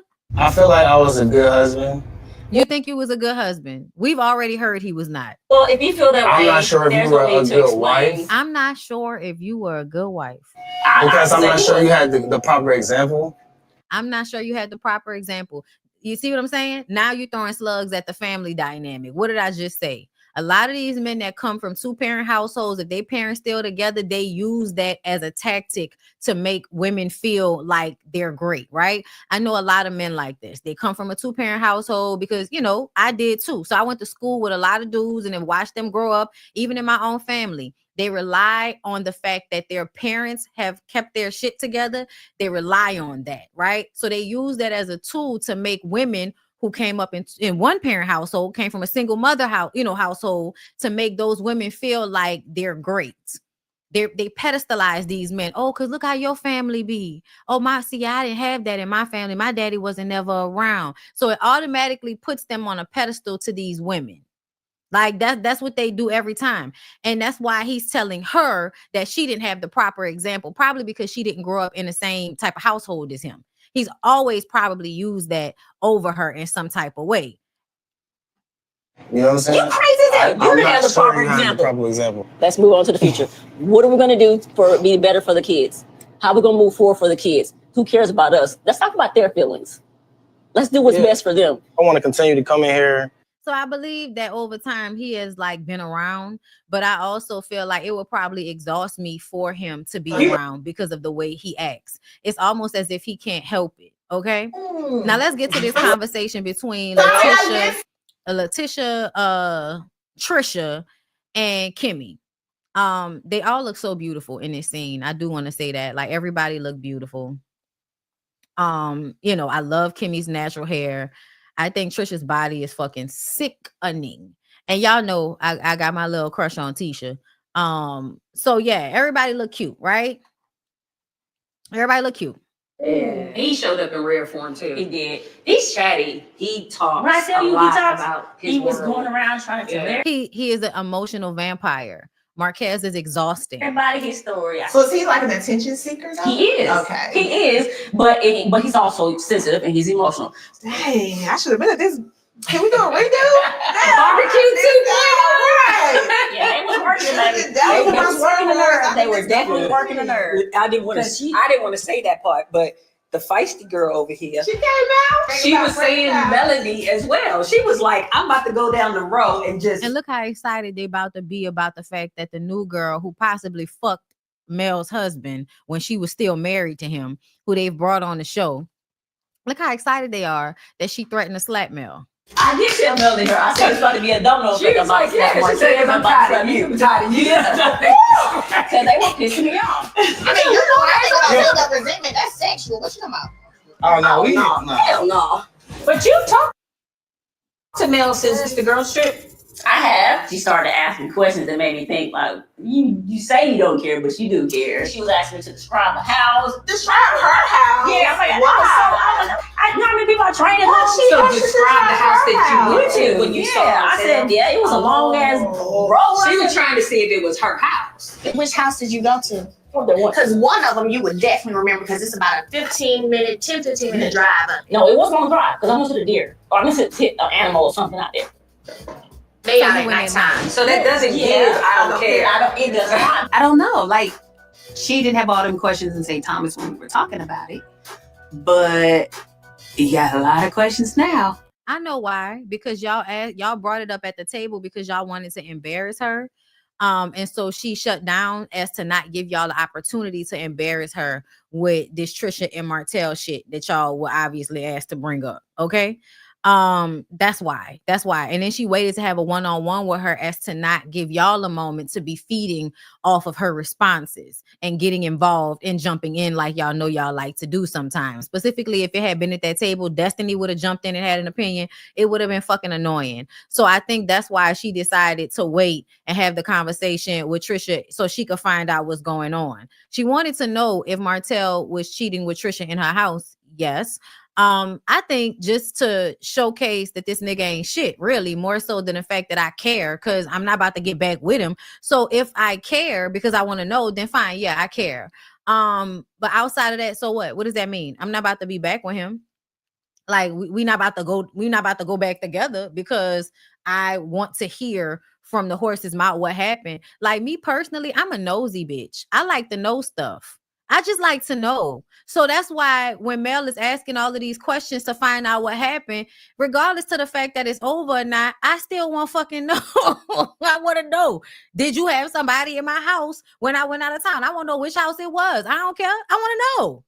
So I don't know why everybody's like, she cares. It's like, okay, she cares. What does that mean? Like, it don't mean that she ain't about to get back with Martell. So what are y'all like? What's the point of saying that? So kind of sounds like you care. Kind of a little, you care. Well, Mel was grilling me about the Maurice situation. She grilling everybody, and I don't understand why. Were you there whenever Maurice got arrested that day? Yeah. Oh, dang. Why y'all let him drive? I don't know. I don't know what happened there. The driving, I thought everybody was okay to drive. Oh. No one seemed that drunk to not drive. In my opinion. In your opinion, yeah. Did y'all go to another club? The look on Trisha's face tells me something else happened, and she's just not gonna say it. So I want y'all to understand something. Amongst this group of women are willing to lie to protect men at all times, right? So in this moment, when Mel was asking Trisha about what happened with Maurice, and she got this stupid fucking look on her face, like you basically telling me you know something else happened. So if they were all together at the bar and then they leave, that means the men decided they were going to leave and go somewhere together, and the women went home. That's what that meant to me. Okay. And Trisha might have been with the men and they went to another spot or went somewhere else, or she knew they went somewhere else and just didn't want to say anything. That's what is given to me. I like the fact that she was trying to insinuate something more was to it. Because she was like, he had red lipstick on his shirt. They say he had red lipstick on his lips. I don't believe that. I believe that's some extra stuff. Did you see the mugshot? Ain't no red lipstick out here. People be lying. You see the red? No. You don't see the red, then you colorblind. I don't see it. She talked to me first. She didn't mention the lipstick at all. No. Maybe she was afraid to bring it up to you. Why?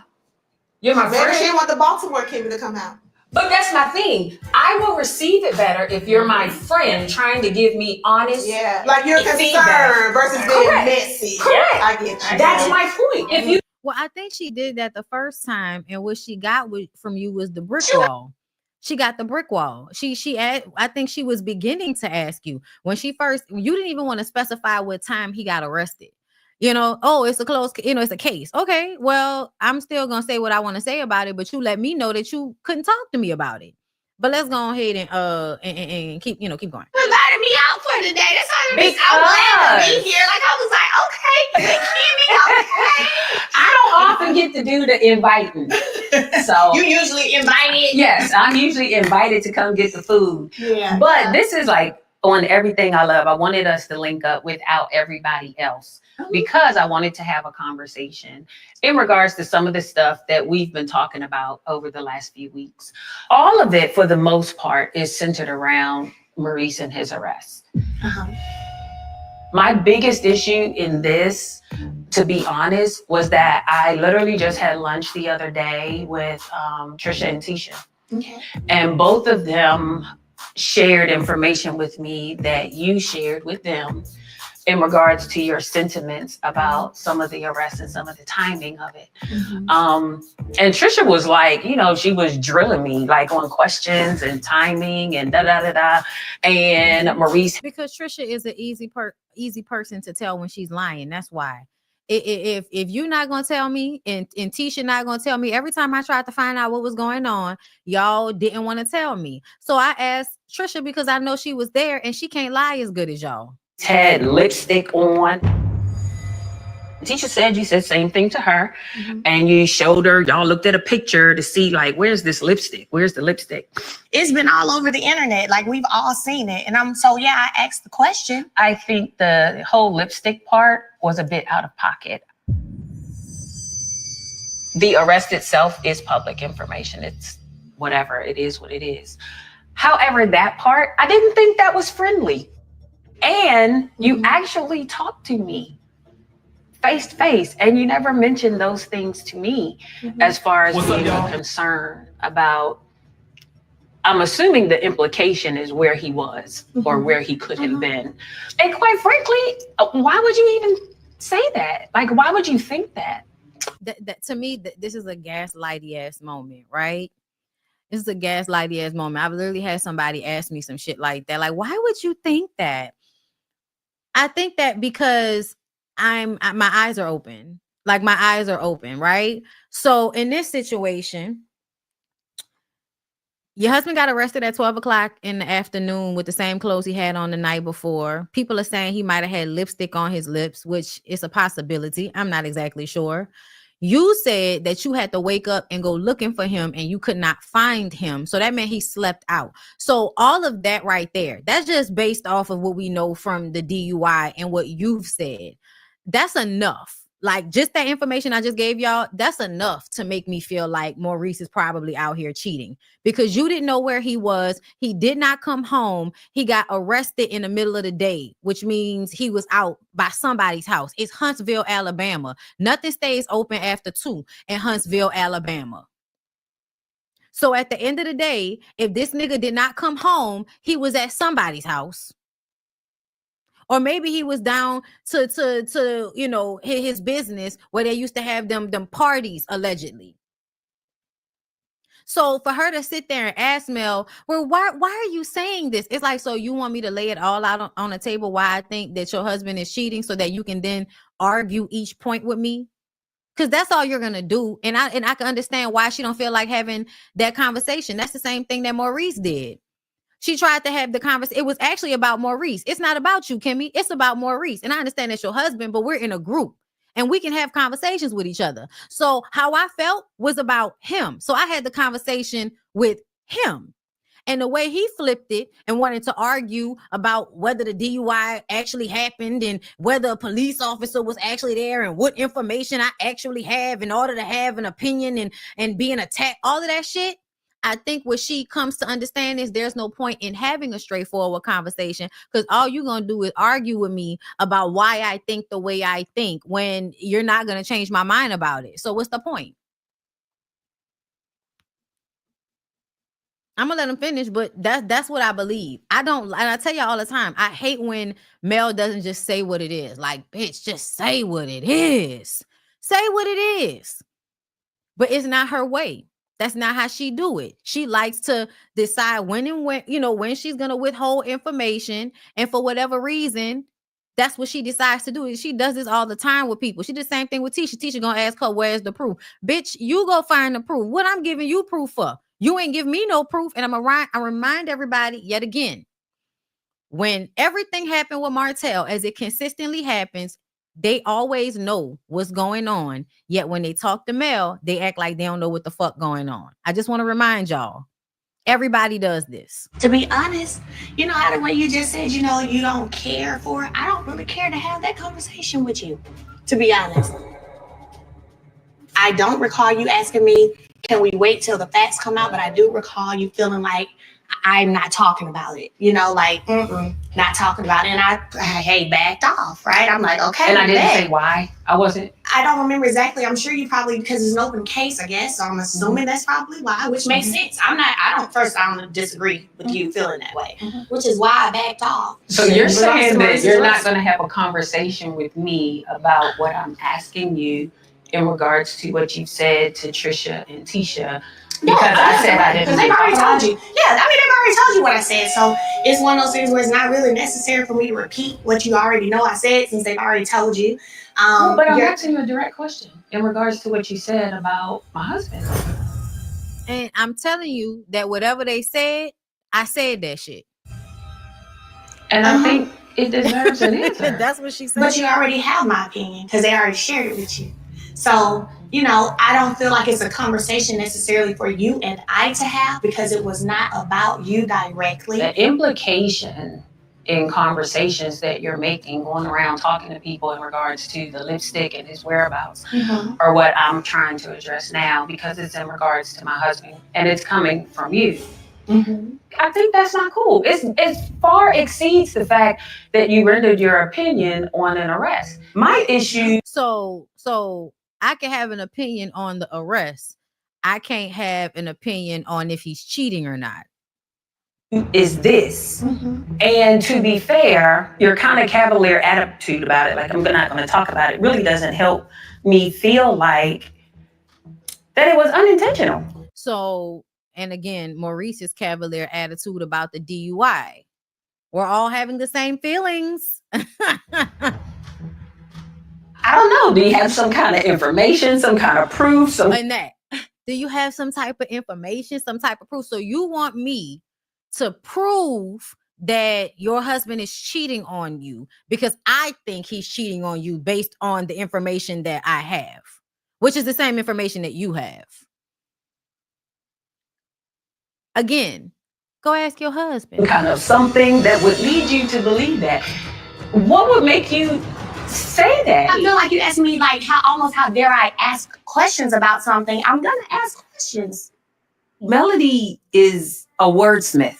That's what I call Melody. And so girl, not nearly as much of a wordsmith as your husband. You should be exhausted over I it. believe she uses her conversation wisely to get to the place that she wants to be. And right now, not talking about what she said when she said it is weird to me because you can talk about it with Tisha and you can talk about it with Trisha. You can talk about it with Maurice. But when I bring to you how I feel about those conversations, now we're not going to talk about it. Yes, absolutely deflection. Do you feel like in your other friend groups that Maurice is out there cheating too? Right. Yeah, that's not for me to answer. You can go ask Maurice that, not me. Girl, I feel like she literally taking words that people say on the show and using it like against them right now. Because no, Mel is absolutely being gaslighty in this moment. I'm not saying she's not. But what I'm saying is y'all have already done this shit to Mel. Mel is absolutely like, no, I'm not. And it's not even gaslighting. It's just, I'm not going to have a conversation with you. I said that shit. I'm not saying I didn't say it. They like to act like the shit is not happening. Mel is not acting like it didn't happen. So I won't even say she's gaslighting, but she is being like, I guess, passive aggressive or stalling them out. Like I don't want to have the conversation. I said this shit. Yeah, I said it, but I don't want to have a conversation with you about it.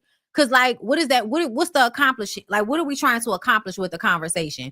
You're going to try to dismantle everything I say so that you can prove that he didn't cheat, or you're going to try to get me to prove to you that he did cheat. And that's not really my place to prove to you that your husband is cheating. But yeah, my opinion is that he is. So it's not gaslighting. To me, when you are gaslighting, you're acting like the truth is not the truth, right? Mel isn't denying anything. Yeah, I think he cheated. Yeah, I'm talking to people about it. No, I don't want to talk about it with you. Like, it's a very direct this is a very direct conversation of, I don't want to talk to you about it. Because what's the purpose? What is it going to accomplish, them having this conversation? But for you to check Mel?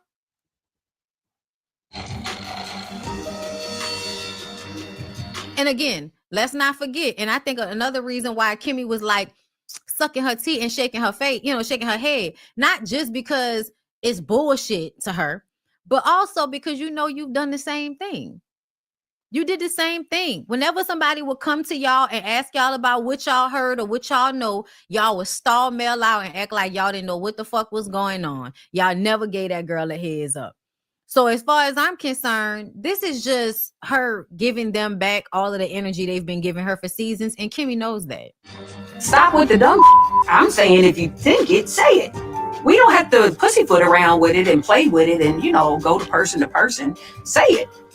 Talking about it as much as Melody has talked about it is indicative of giving. It's classic textbook giving. Okay. Usually when people make implications, they feel like they have some backing. So I'm asking a straightforward Am I the only question. person who's implied? It doesn't matter. I'm not talking to the only Am I person. the only person who's implied? Did you talking to Melody? So can I ask you I'm not something? talking to all those other people. I know, and I'm saying I'm not going to answer or respond to that, but I would, if you haven't, challenge you to ask the people who have also made those implications. Ask them. Because why are we having a conversation where you asking me why I think something and it's on the blogs and everybody's explaining why they feel that way? You know why I feel that way. I'm asking you. Yeah, I said I'm not answering that. Yeah, I said I'm not answering that. What I will say is, as women, we all have intuition. Baby girl, we all got it. So the fact that you're asking me that versus saying to me, I know he didn't have lipstick on his lips. I know he wasn't out cheating on me. That speaks volumes. I just wanted to be extremely clear. My conversations are my conversations. I'm not going to be lumped in the group with a whole bunch of other people. But you are lumped in a group. You are lumped in a group. You're in a group with the Scotts. And y'all protect each other. And y'all left Mel out there to kind of, y'all left her out there to dry when it came to the situation with Martell. And I think that she is just applying that same mindset to y'all. Yeah, I know, but I'm not going to tell you. That they might have said about you or what they did or whatever. Kimmy is Kimmy. And so when we go back to who said what, we'll just, keep it classy and keep it just with Kimmy. I heard you. Your feelings matter. This conversation matter. And ain't nobody else gonna be able to tell you that Melody asked no question about no lipstick on no mugshot. That's all. You invited me out for. Okay. So yeah, that was that on that. And I do understand, like everybody feel how they feel. Y'all feel like, I can agree with y'all on how Mel handling the situation, how y'all feel. I just don't care because I'm looking at it in a culmination. I'm not looking at just this one moment. I'm looking at all of the times that y'all didn't tell her what the fuck was going on. Y'all played in that lady face. You act like you don't know what's going on. You act like she tripping and it's the both of them and all of that shit. Y'all been gaslighting that lady for years. And now you want to ask me, well, where's the proof? I don't have to give you proof. I don't have to give you proof. I don't have to explain why I feel the way I feel to you. I don't have to do none of that. Just like you don't have to answer questions about your husband because you want to protect him. I don't have to answer questions about why I feel like he a cheater because I feel like you sound stupid. Why the fuck I got to explain to you why I think he's cheating? You tell me why he wasn't home last night with you. He wasn't home that night with you. Tell me, because Love should have brought a nigga home last night and he wasn't at home. Like, to me, that's enough. The fuck? Oh, y'all feel like don't question my man, period. Girl, fuck your man. Anybody can ask him anything. Now what? Like, sorry. I'm sorry, but y'all, a lot of people have the mentality that people can't ask or people can't, y'all would rather people lie and fake in front with y'all. And then when they actually ask you straight up, ain't nobody gonna be, I can ask whatever I want to ask. I asked. You don't have to answer, but I can ask whatever I want to ask. I can say whatever I want to say. I can talk however the fuck I want to talk. And what you gonna do? You can't stop me from saying it. Even if you want to fight after, I still said it. Like, this is very much a I don't give a fuck era. So let's get into this dumbass shit. This Martel. It's your girl, Arionne Curry. The Scots asked. And we delivered. Let's get into it. Maurice was lie. He's alibi. Oh. They didn't deliver anything. First of all, if you had actually delivered something, you would have delivered proof, not just a person who could have been paid or agreed to lie because she want to get beat fucked by Martell again. Because please understand, what I got from this conversation is Arionne is still slow. She think because she cute, she not slow, but she's slow because you literally think we can't tell that you questioning this woman because you think she fucked Martell too. But guess what? We think she fucked Martell as well, girl. You and I would agree. You never got Maurice. Maurice is always there. Okay. So Chantel, tell me a little bit about yourself. Where you from? How old are you? I'm from Birmingham, Alabama. I'm 31. I'm a Leo, been living in Atlanta for the past 10 years. And yeah, just enjoying life right now. Okay, I love that for you. So I'm under the understanding that you got a little bit of information for me. So I'm here to get into it. So you know Marcel. Mm-hmm. How well do you know Marcel? Very well. Okay. Where did y'all meet? Girl. Where did y'all meet? Where did y'all meet? We met in a local bar. Okay, in Huntsville. Okay. And let's just say since we met, we got to know each other very fast. Very fast. Now, what is your meaning when you say we got to know each other? We hung out, we talked some shit, and then Yeah. you know, the energy be good. So Yeah. Also, y'all kind of. So that day that y'all met, y'all hung out that day?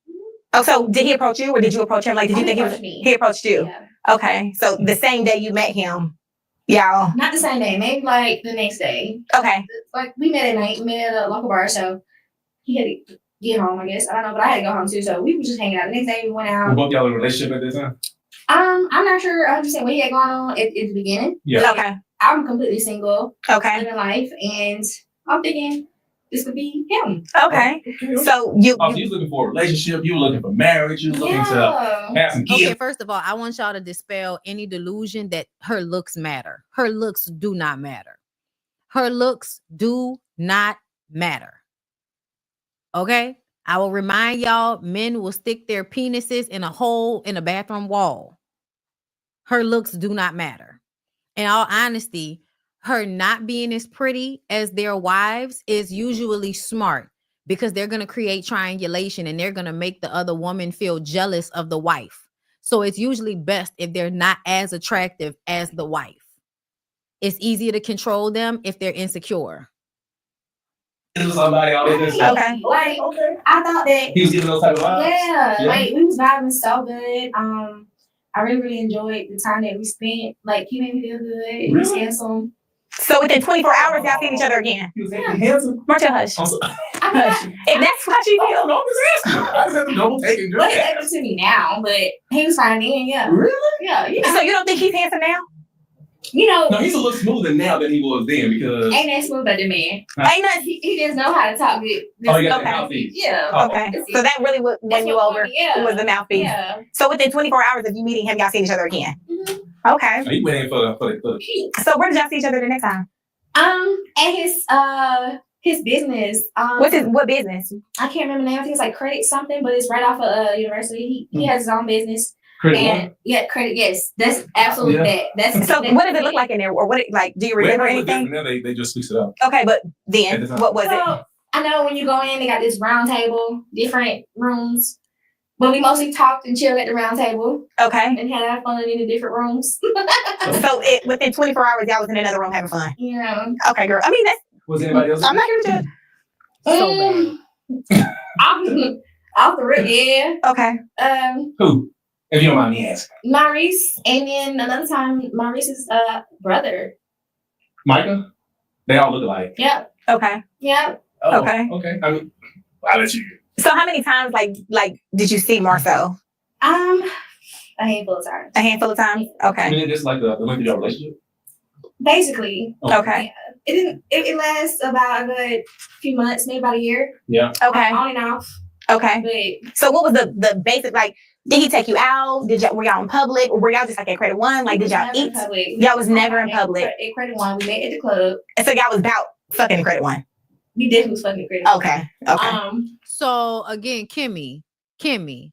So now we understand that y'all like to bring women to fuck at Credit One. They redid it, but it's still Credit One. And remember what Kimmy said. Kimmy said that, I figured he might have slept at his office or he just went into work. So I went to his office looking for him. Either way, she knew the first place to check was his office and he was not there. Maurice got cool with my friend. Okay. They was hanging out too. I don't know what they had going on, but I do know that was a thing too. Okay. And And she's not here, so we'll leave that at that. Yeah, we here to talk. You right? Okay. We might pick it up next time. Next time, part 2. But I can't say she was there with me a couple times that we made it credit. Y'all barely made part 1 happen. And to talk to Maurice and Marcel, we was okay. Oh, so what's going down in Credit One? Basically, I've heard about Credit One, but why you acting like you don't know? Why you acting like you don't know? You was at Credit One sometimes too, nigga. This is the first time that I'm hearing like a story where I can be like, oh, okay, she told me. I just heard that was somewhere that they take women and obviously get it on. Do they not? Okay. I ain't gonna lie, y'all. It wasn't no beds, but there wasn't no beds. But we figured it out. So where we all at? Oh my God. Figure it out. Martel hush. I'm saying you're supposed to. Have we figured it out a couple times? I know. Oh. Hush, Martel, stop. This not about us. Listen to y'all talking about all of the sneaky ways that y'all was able to fuck on Mel. Listen to you talking about all the ways you was able to cheat on Mel. I need y'all to understand. It's not even important whether this woman actually fucked Marceau or not. We're gonna listen, but that's not even the important part about this. The important part to me is how, as the conversation goes on, you start to see that she really fucking Martel. Oh, Lord. I understand. Oh, I don't know how to figure it out. Okay. Was it the table? The chair? We never did it on the table. That would be good. That would have been good. The table was pretty big. So we up on the floor with some. Y'all was on the floor. It was, Hey, that's the best thing. No, it was more so like chair bend over type vibes, like real quick popping. Cause so it was quick. It was not like nothing passionate, nothing up here. I'm making love. It's pump. Got a nut. Gotta go. Oh no. I believe that that's how they would handle the women that they fuck with, which is why those women would never feel the need to come running up on any of their wives like that. Did you fall in love with him? I'm a person like people because I like people. Yeah. So I like him. So okay. I didn't judge him based on the fact that he was fat. I just talked to the fact that my coochie was good. Oh, okay. Okay. That's what's up. You know what I mean? Like that. Yeah. So originally when you first met him, did you know that he was married? Did he have a ring on? I don't remember him having a ring on. Okay. But the way he was moving, I assumed and I picked up on the speculation of it. He had somebody, you didn't know he was married, but you just know that it was another significant other. Because he been with, how long he been with Tisha Martel? What, 16 years? 16, 17 years? He never take me anywhere other than that building. So, dang, Martel. We had something going on. So, and then we him feel like I got this business building. Why would I get a room? But Martel, is that his business building? I didn't. No, it's Maurice's. Oh. Yeah, Maurice's. And you gonna let your brother use your to get a quick little pump. Majority of the time, Maurice would be there. Actually, so did you see Maurice with another woman? Or was he there? Let me ask you this. Hold up. Wait a minute. So you missed it a couple times, Maurice being there. So did you and Maurice and Marcel do something there? We didn't do nothing then at the time. But with it being Maurice's building, I feel like Maurice was his lie. His alibi. Oh. Because that's what brothers. Yeah, he couldn't do that without Maurice. Maurice is always there. Okay. But Maurice wasn't necessarily there with a woman. Okay, that you've seen. He did meet a friend. Oh, yeah. Right. You did tell us that. Okay. We hang out, it would just be me, him, Maurice. Maurice just be like chilling out in the front. I don't know. So I think there was a lot of together. Yeah. Okay. Like we together, we doing some business. Okay. That's what me and do though. That's what we do. Thank you for telling on yourself. That's what y'all do. Y'all link up together and cheat on y'all wives together, as we've been saying. My bad. You edit that part out. No, we're not. We're gonna keep it all. We're not editing nothing out, Martell. That's what men do. That's what men do. So men do what you mean. Like elaborate a little bit. Tell us. That's what men do. Well, I think a person who's cheating, they always got to have an alibi. An alibi. They got to like you got a brother, you got a friend. So what was your alibi with us? Like what was it? What when we were dealing with each other back then? What was your alibi? What did you used to say? I'm with Maurice. With Marceau. I'm with. It makes sense. With my other guys. That's what they did to Fletcher. Each other. Yeah, all right. We looked out. And you didn't go home, right? You went home every night. Every night. And I was not trying to keep you. That's it is what it is. Do you want brownie points for that or something like that? Because you was absolutely still calling that lady phone, tripping out on her. Okay. So how many times did you probably do you think you seen Marcel? Because you lived in Birmingham, so you came here, right? This went on for about a year. About a year. Yeah. Okay. It wasn't long. It was but it was long enough. Right. Sorry, liking him. So in your mind. Because, I'm gonna be honest with you. I actually wanted him to be my man. You did? I did, but how long did it take for you to realize that he was married? How long did it take for you? Because he was moving weird. But see, y'all was at credit one, so you knew that about how long did it quick take girl, for because you y'all wasn't at Connors. I'm not Let dumb. me ask that question. I'm not dumb. Let me ask. So how long did it take for you to realize that Marcel was mad? I'm not dumb. I realized it kind of like off the bat because everything he did was just so secretive. Like, okay. He wasn't trying to do nothing else, gonna charge his card or. Oh, you paid attention to all of that? Yeah, as a woman. Like he literally just did. He made sure that it was not gonna be traceable to him. If he did do something for me, it had to come from somebody else, whether it was money or I live in Birmingham, so he had to pay for me to come and visit. It had to come from somebody. So, he wasn't pay for it. Yeah. So he would like somebody else would be sending you money or. Yeah. Okay. Something like that. Or, and that's what married me and Duke is Martel. Remember that time I needed my car fixed? And I feel like Marcel sent the money. Marcel sent the money that you sent. That was the first time he ever witnessed anything like that happening. But apparently he's been doing it for quite some time. Yeah. But it's just what we do. Right. Because Marcel definitely, whatever it was. Your single friend or. Well, I don't know the connection. Yeah. He was trying to trip you up. No, Martel asked him and Marcel sent it. Yeah. But no. Somebody else sent me money in situation every single time, or it was forwarded. It was never direct. So okay, because he didn't want no paper trail for his wife Tisha to go back and be able to look and see. Because I remember. Okay. He used to that. He used to. So okay, what made you want to continue to deal with him, even if you felt like he had somebody else and he was married? Like, what was it that you felt like I'm gonna keep fucking with him? It was a thrill. On top of that too, I knew about the fact that what you got going on with your spouse ain't got nothing to do with me. Okay. You supposed to be responsible. And because you took those vows at a point in time in my life, I felt like that too, and then I kind of grew up. Not then I grew up.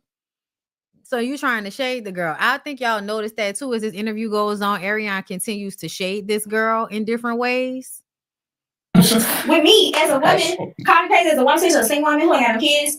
I live my life, and you don't owe me no respect, but you owe your wife respect, and you disrespecting her. I feel like y'all need to understand what respect is. I think you meant to say that he didn't owe you any loyalty, but he does owe you respect. And I feel like the way Arionne gonna try to check her about this, but Martel don't respect you either, because apparently he's been showing pictures of you shaking your ass to his friends too. That's not respect. That's not my problem. And I always felt like whenever a woman get mad about a man cheating, you should always go after the man. Why are you going after the woman? Because they don't always blame the woman, because they still ultimately want their family. Because it's like, fight for your family, don't fight us. I ain't do nothing. I'm just existing. Girl, ain't nobody was fighting you though, right? Like when did Tisha ever say anything to you? And Arionne, you was the one calling Mel, bitch, you weirdo. You get mad about a man cheating, you should always go after the man. Why are you going after the woman? Because they don't always blame the woman, because they still ultimately want their family. Because it's like, fight for your family, don't fight us. I ain't do nothing. I'm just existing. And then on top of that too, when I came into the situation, I didn't know he was married. But then when I found out, I'm like, okay, you was a little too deep in it already. Yeah, like fix it, figure it out. And then he like, well, I'm not leaving my wife, cool, but.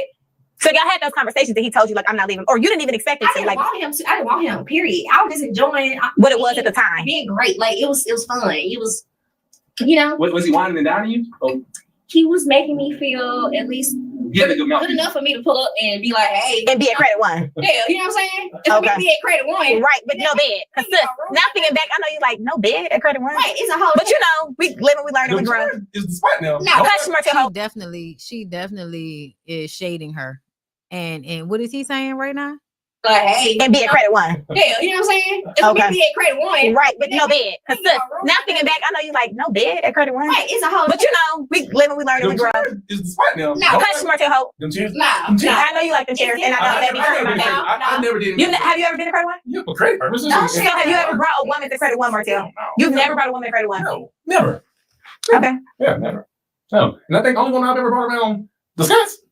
You? Stop before they be on the podcast or receipt next. The only one I ever brought around the Scots was you. So that insinuates that there are others. No, you got sitting there. Unless they go lie. And you stop bringing me around them. I don't know what the dynamic changed or whatever, but you stop bringing me around them. I mean, you got a little too serious. Oh, okay. We was doing a little too much. Enough of us. Enough of us, Martha. We're not here. Oh, y'all in love. And this just even adds even more so to everybody playing in Mel's face that whole time, y'all. Because y'all continue to say, oh, Mel knew. Y'all love saying that. And it's like, okay, well, they knew before her, apparently. here for that. Yeah. Okay, so tell me about the Vegas trip. Let's talk about Vegas. Martell. Sorry. So let's pull out of credit one and let's go to when I met you. Right. And I met you in Vegas. Okay. Think Marcel, he flew you out. Yeah, he did. Marcel, myself, and So pause. So when he flew you to Vegas, he had somebody else get your flight. He had somebody else send you the what was it? No, he had my flight information directly sent to me through the airlines. Okay. So really, he do a good job in that.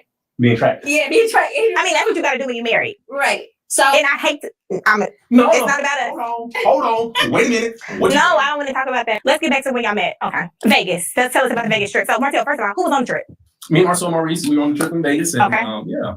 I went there. Why did y'all go? What was like? To gamble, to have a good time. What did y'all tell your wives? What did you tell your wife? We going to Vegas. It ain't too much to say. It was a guy's trip. Yeah. What did you tell me?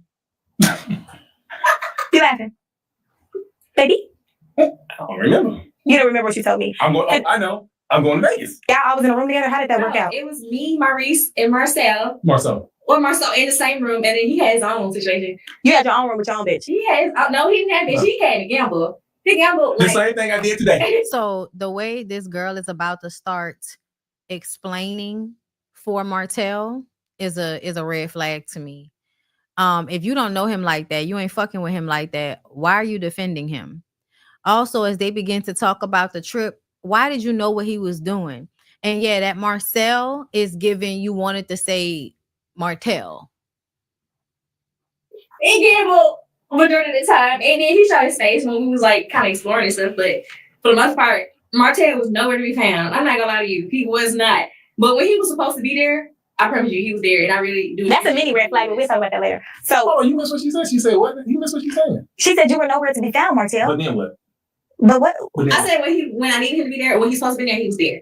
Like it's certain. And what do you mean when he was supposed to be there? Why would he supposed to be there? To happen that I really, really do appreciate that he was there. So tell me about something that happened that you appreciate he was there. So we ventured out from Vegas. Okay. And we went to Ross. I went to Ross. Okay. But I remember I wanted something in particular that I wanted to purchase. Okay. And I was on purchase my shit. When he said you fucked her right after I fucked her, remember on that episode where they was arguing at the park?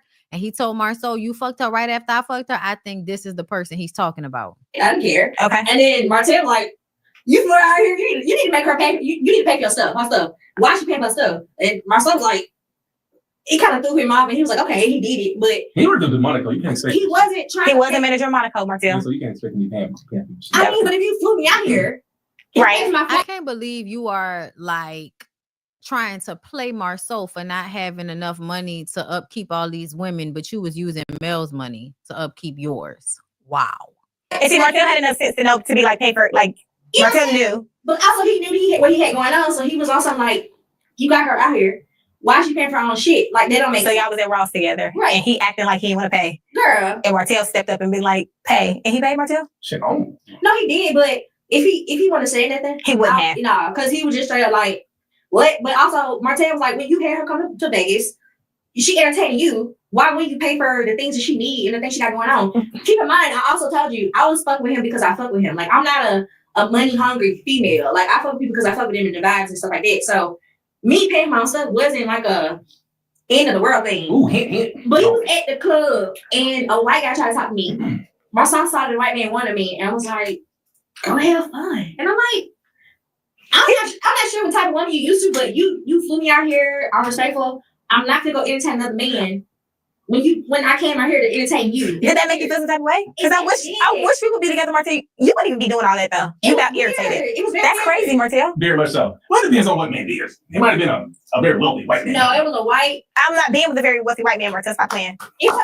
Look, I'm a very respectful woman. Was that shade towards her? Like it depends on what type of nigga.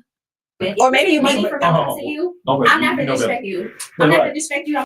It was That's crazy, Martel. Very much so. Well, it depends on what man it is. It might have been a very wealthy white man. No, it was a white. I'm not being with a very wealthy white man, Martel. Stop playing. Look, I'm a very respectful woman. Or maybe you money for coming to you. I'm not gonna disrespect you. I'm not gonna disrespect you. I'm not gonna like go and talk to anybody else. I'm not gonna be nothing extra. So I felt very disrespected when he even offered that to be an option to even go do it. He's probably trying to see your vibe. He's trying to see if you were going to do it. I think it was like a test. And I think you passed the test. Even if it was a test, why would you offer that to somebody who Because see, that makes sense. Y'all was up at credit one without a bed. So he thought yep. That's because bullshit.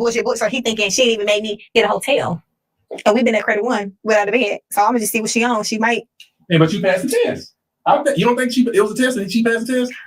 Like I'm a respectful woman. But Martell, so okay, wait, forget all that. Why were you in the same room with Maurice and Marcel? Like I don't understand. Like Martell had his own room. Like were you comfortable? Like what's up? Excuse me, we had been out the whole entire day. So when it's time to go to bed, I'm not really thinking that of it. On top of that too, we in Vegas. You get tired. So I'm like, okay, we're gonna lay down and go to sleep. But I agree with Arionne. They absolutely was looking at her like she was a hoe.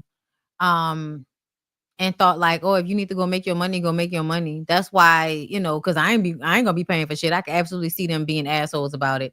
That's why you have to be a woman with low self-esteem to even fuck with them. We had got drunk and I was having sex with Marcel and then Maurice. I didn't have sex with Maurice. Like it was. Oh. So Marcel got up and then Maurice came and started. So it's like what happens in Vegas stays in Vegas. That's what was supposed to happen. Now we're here. Did y'all use protection? I real got it. I can't remember. She can't remember. We drank. Like I really honestly I can't remember. So you had sex with Marcel and Maurice back to back and not even sure if y'all used protection.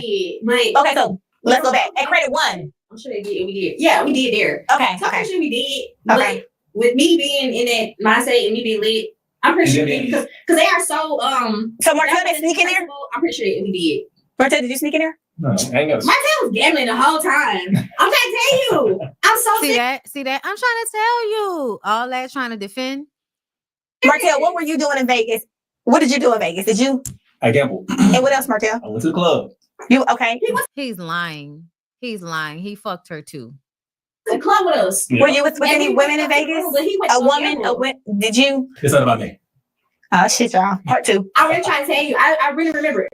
We all went to the club, all three of us. Okay. But after the fact, when we decided to go to the room, Martel disappeared. He has our room, our situation. Yeah. I really do believe he went back down. Keep in mind, we was in Caesar Palace. I'm not sure if you know, but Caesar Palace has a whole casino downstairs. He went to go gamble while we was like turned. So that's me. Very chill. No, like he was there when I needed him to be there. Exactly. Lying and playing in her face and laughing like a stupid little boy. But when it was time to like turn up, he mind his own business. Like he was not there to entertain nothing we had going on. Oh yeah, listen. What a lot of women don't understand, they really, really think that these men love them. And so the love is what makes them put themselves on a pedestal. He loved me. Does he? Because he don't even love himself if you're really checking it. But he did put Marcel on his place a couple times as far as him not looking out for me. Martel is a ladies' man. I'm not surprised. Yeah, like anytime I had to come out my pocket, Marcel was like, "What the fuck?" Okay. It just didn't make sense. He like, you got her. Did you hear her just say Marcel? Did you hear y'all just heard her say Marcel, right? She wants to say Marceau or Maurice, but she keeps saying Marcel. It's because she's talking about Martel. Out here, and she got to pay for something? That's stupid. Like, take care of it. That's it. He was very upset about that. Okay. Why are you so stuck on what I did in Vegas? Because Martel, we're just having an open conversation, so we just want to talk about everything. If we're going to be honest. Don't say me. We're going to be honest. So if you were with a woman in Vegas or whatever the case may be, we're going to talk about it. Okay, some real shit. If he was cheating, but listen, he was faithful to both of y'all on that trip. He was not. He was faithful to both of y'all on that trip. Like, y'all.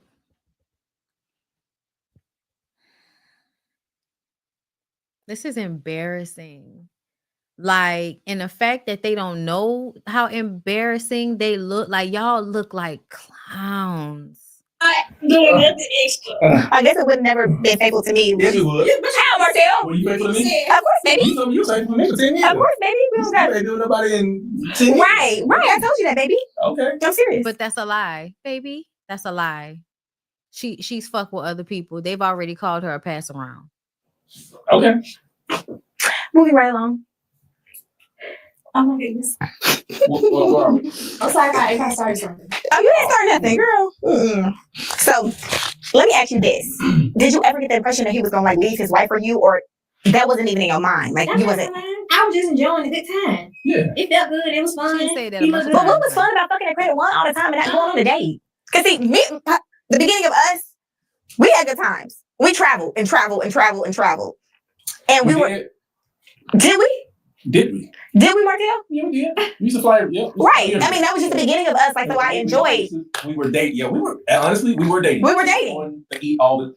It was not before people knew, you know, who we were. We were very much, very, very public. So y'all were being extremely disrespectful to Melody. Got it. Nobody knew. You know what I'm saying? So very much private. You know. Yes, very. You could looking at us, you couldn't tell what we had going on. Just people out. So it's just like you were happy with Credit. Like why didn't you? Okay. Here, so that's why he different. And then you caught on to the fact that he was married, so you already knew y'all wasn't going to Bridge Street. Yeah. Okay. Yeah. I didn't hear. She's so stupid. You know, you're on Bridge Street, everybody see you. What? But no, girl. Did you really be seen, or it's like you didn't give a fuck? I didn't care because honestly, when in the beginning of talking to somebody, you know where it's going. That wasn't like something that I was like, for so stingy that he didn't plan up for me to come see him. These edits are terrible. So that's how you know that I liked him. Like it was just straight up, hey, I'm here. And he's like, oh shit, I'm gonna see you. Like he was. So it seemed like to me like neither one of y'all made plans. It just No, came up. him man with coin and cheap and shit. Yeah. That wanna get what he can out of the situation without putting the money in. Yeah. That's what I realized about him. Yeah. Which ultimately also too would maybe even if he did have a woman, not want to pursue him or fuck with him like that. Yeah. Because he act real cheap. Yeah. Mm-hmm. Yeah. Well, he got a lot of kids and a wife, so sometimes they be cheap, bro. I mean, well, when you ain't making as much money, you working at Monaco. So Right. like you had money too. And then the wife ain't working, so you can't give money. That's why they so happy to be on TV making up shit. What's your communication with Marcel today? Like, do y'all still communicate? Have you talked to him? We haven't been talking, but if I want to, I can definitely communicate and reach out. So wait, before we Marcel, hush. Before we get to that, what happened for the communication not to be steady? You know how it was? Like what happened at the end? Oh, after Vegas, I spent money on that trip that I shouldn't have to spend. Like I said, Martel stepped in a lot as far as saying like you wrong. And so I had to threaten him. What was the threat? When I got back to Birmingham and I realized he wanted to get my money, I decided No, I'm so sorry. You said your money. What was your money? when I went to Vegas, I spent money on my bags, my food. If a man just found me out, I shouldn't have to pay for nothing. Yeah. Like so it's like I spent like maybe like $200 or $300 on that trip that I shouldn't have had to spend. Okay. So when I got back to Birmingham, I contacted him like, hey, did you want to see my money? And he was like, what you mean, what money? And so I decided, also keep in mind, I had a feeling he was involved with somebody that I didn't know what it was. I decided to like look this man up. Okay. I never did the whole relationship because he didn't give me a reason to. So I looked it up and I'm like, you're married. He is, man. Okay. So I'm like, okay, y'all want to send your money? My money, my $200-300, I'm gonna tell your wife. He threatened me. He said, if you tell my wife, I'm gonna come kill you.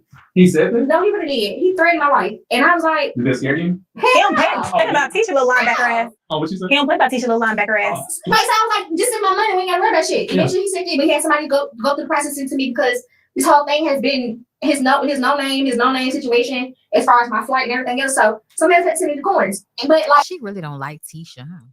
Also, you got the money that you left. But I had a friend his to tell his wife, he's like, you tell my wife, I'm gonna kill you. Like I thought this shit was so fucking funny. Like you gotta be fucked up. Because you took him as a joke. I thought this shit was funny. But some people do this shit though. You just never. I should have told her either way, to be honest. To be honest, because how long did it take you to get your money though? Tisha knows what her man does, girl. You wouldn't stop at nothing. Somebody else. When you said that I had to threaten his relationship. Yeah. He literally was awesome. You fuck my life up, I'm gonna fuck yours up. And I'm like, okay, bet. Like I don't got a life. Like I don't got that going on. What are you gonna do? Yeah. So you haven't talked to Maurice either? No, after he didn't want to give my money after that trip, we separated. We talked no more. Like he is such a he a weirdo. Cause why would you put somebody in a predicament to be harmed with knowing that your wife is okay, kind of crazy? Why do you think his wife is low-key kind of crazy? Because I think she's slow. Well, the same thing. Crazy and slow is not the same thing, Martel. Tisha not gonna stay. I feel like if that lady knew me and she had any type of access to me, she wouldn't be doing anything. I've been on the phone with another woman who has had an affair with Marcel. Tisha up here talking to her, telling her, please don't say certain things. She crazy like what? Because what do you get from that? Because I get slow. Did Marcel doing that? How I credit one for a couple minutes. Nah, we was real basic. And they got them, he got to do business in motherfucking the daytime. Nah. Oh, it was daytime every single time. It was nighttime. It was around like between 2 and 4 a.m. when we went. We went out. They went so what out. about in Vegas? Y'all didn't do 2 and 4. Yeah, 2 and 4 because everything closed at 2. Like I said. We had sex. Kinky enough is brother to brother, Martel. You don't think? First of all, that was my first time having a dick in my mouth and a dick in my coochie. That was fun. Like That was new. You know what happened? Excuse me, because I forgot to. Hey, I had thought that you were saying that like you had sex with him and then him. No, they was running a track. But also, Marcel like, I got mine, so. And you enjoyed it. Girl, you know. And what happens in Vegas? Stays in Vegas. Mr. Hope, tell your truth. what truth? Nothing. If nothing happened in Vegas with you, if you was at the casino. I cannot tell you what the hell this man did other than go gamble. And he probably lost a lot of money. But besides that, I don't know. Never can tell. I wish I could. He lost a lot of money. So he was losing a lot of Mel's money in Vegas. So you got a gambling problem. And on top of that, Arionne is steadfast on going back to the fact that she think Martel fucked this girl. If I knew, I would not lie to you. Oh, I know. You, girl, I know what Martel be doing. I know. I just didn't know if he had something else to say. Now, other than he's a good man besides his vices. He has horrible vices. What is vices? What's his horrible vices? How you know? Gambling. And how do you know that he's a good man? How do you know? You don't know this nigga. How you know that? No, like you I'm not saying that's still my problem. I mean, that's the coochie, but the gambling. I feel like he's spill it out. He's learning. Spit it, bitch. He's learned that he can be honest. First of all, no offense to you, but you came in the most awkward place in life with y'all relationship. I feel like he don't have a reason to lie to you. Yeah, we get a lot of that. Yeah, but I need you to understand that he had a reason to lie. So I mean, he's literally like that with me. But he is a motherfucker. Because can't nobody tell me nothing about Martel because Martel told me. Yeah. Girl, you are literally sitting up here trying to call him out on a lie, and then you turn around and act like, yeah, girl, no, because I know I'm like that with Martel. Ain't nobody got to tell me nothing because I already know. Girl, bullshit. You're really delusional. Like the way you try to pretend like you're like on this pedestal that you're really not on, and the way this girl is trying to convince you that it's not happening so that she can continue to have access to Martel. Oh, girl. I know. That ain't gonna go away. We don't. But like I said, have y'all ever talked? I want to know this. No, I gotta go back to the because kicking mouth, dick and booty with Martel on the side. I just gotta see what these men be doing on the trips. Okay. But no, he told me how much he expected to get him place today. What the? He ain't even told me. He ain't gonna tell me though. Because me. Louis Vuitton. How do you explain, baby?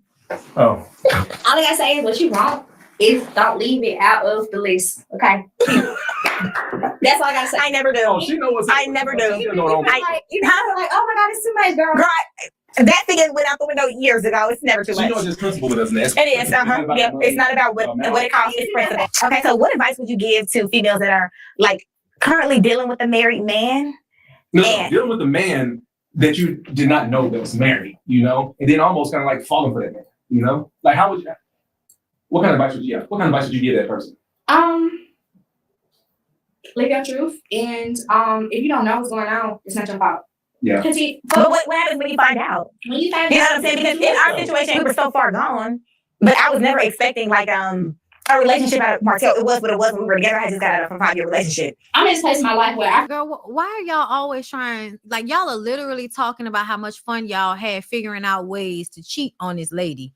To cheat on Mel. Like it was so fun fucking in cars and in chairs and all of this, and y'all was traveling and going here and going there. Y'all was doing all of this shit, and now you're gonna sit up here at the end talking about, girl, what? Say it again. You know what I'm saying? Because in our situation, we were so far gone, but I was never expecting like a relationship out of Martel. It was what it was when we were together. I just got out of a 5-year relationship. I'm in this place in my life where I feel like you're full of shit. You're full of shit. You wanted him. That's why you were like trying to be the last bitch standing. Try to cheat. And I understand why people cheat. And I feel like people need to learn how to be more honest. I'm not in the business of taking nobody's man, but also I'm not gonna fight a bitch. He don't owe me no respect. He owe you respect. He don't owe me nothing. All he owe me is the time and the But I still feel if he respected you, you would have got your money. If you're sexually active with a man, he owes you some respect. You don't think so? Well, I feel like he owes me respect. Because it's like he owes you respect. I mean, okay. You are separating respect from truth. No, you're misunderstanding respect and loyalty. Be respected, but also without being truthful. The same thing could be the same. It could be the truth at the same time. That happens all the time. That man can love me, respect me, do everything in his power to like be there for me. But I prefer my man to tell me the truth. If you know you're a cheater, if you know you be doing this and that. Y'all have faulty moral compasses, and I don't blame y'all. I blame y'all parents and shit, because you shouldn't feel like a man respects you if he is also lying to you. Those things don't go together. Okay. Y'all think if somebody being nice to y'all, which you don't know the difference between somebody being nice to you because they care or somebody being nice so that they can manipulate you. You don't know the difference. And you should figure out the difference because it'll probably save you from having a wet coochie and a dry purse. Because it sounds like them niggas ran a train on you and you still had to ask them about some money. That's crazy. That's crazy.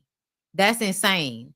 I wish the fuck I would ever. Like, that's insane. Okay. More from you telling me you rather me how to figure it out. So do you believe all men cheat? Absolutely. Do you, Martell? Well, not all men. A good 90%. Martell, do you believe all men cheat? I believe a good 90%. Martell, do you believe all what you believe? I don't believe all men cheat. I don't believe, just like I don't believe all women cheat, but a big portion of women cheat, and a great percentage of men cheat. Not everybody though. Stop. I will tell you, I think about a good 95% of women are honest and truthful. A good 5% cheat. Men, though, on the other hand, no, I'm just saying because Martell, yes. No, because I don't like you. I became. Well, y'all know that Martel likes to spread guilt and shame around, so it's not only on him, and he's misogynistic, so he does that same thing that a lot of the red pill niggas do. They kind of inflate the numbers on women's side when they know it's very disproportionate. When it comes to like violence, domestic violence, y'all try to act like because you know a woman here or there that will hit a nigga back or will fight him, that mean that's the same thing as how many women are having to run from niggas and go to shelters or get plans to leave because he gonna try to kill them. Like, those numbers are not the same when it comes to the other way around. And it's the same thing for cheating. And it's not because women don't want to fuck other people, because they do.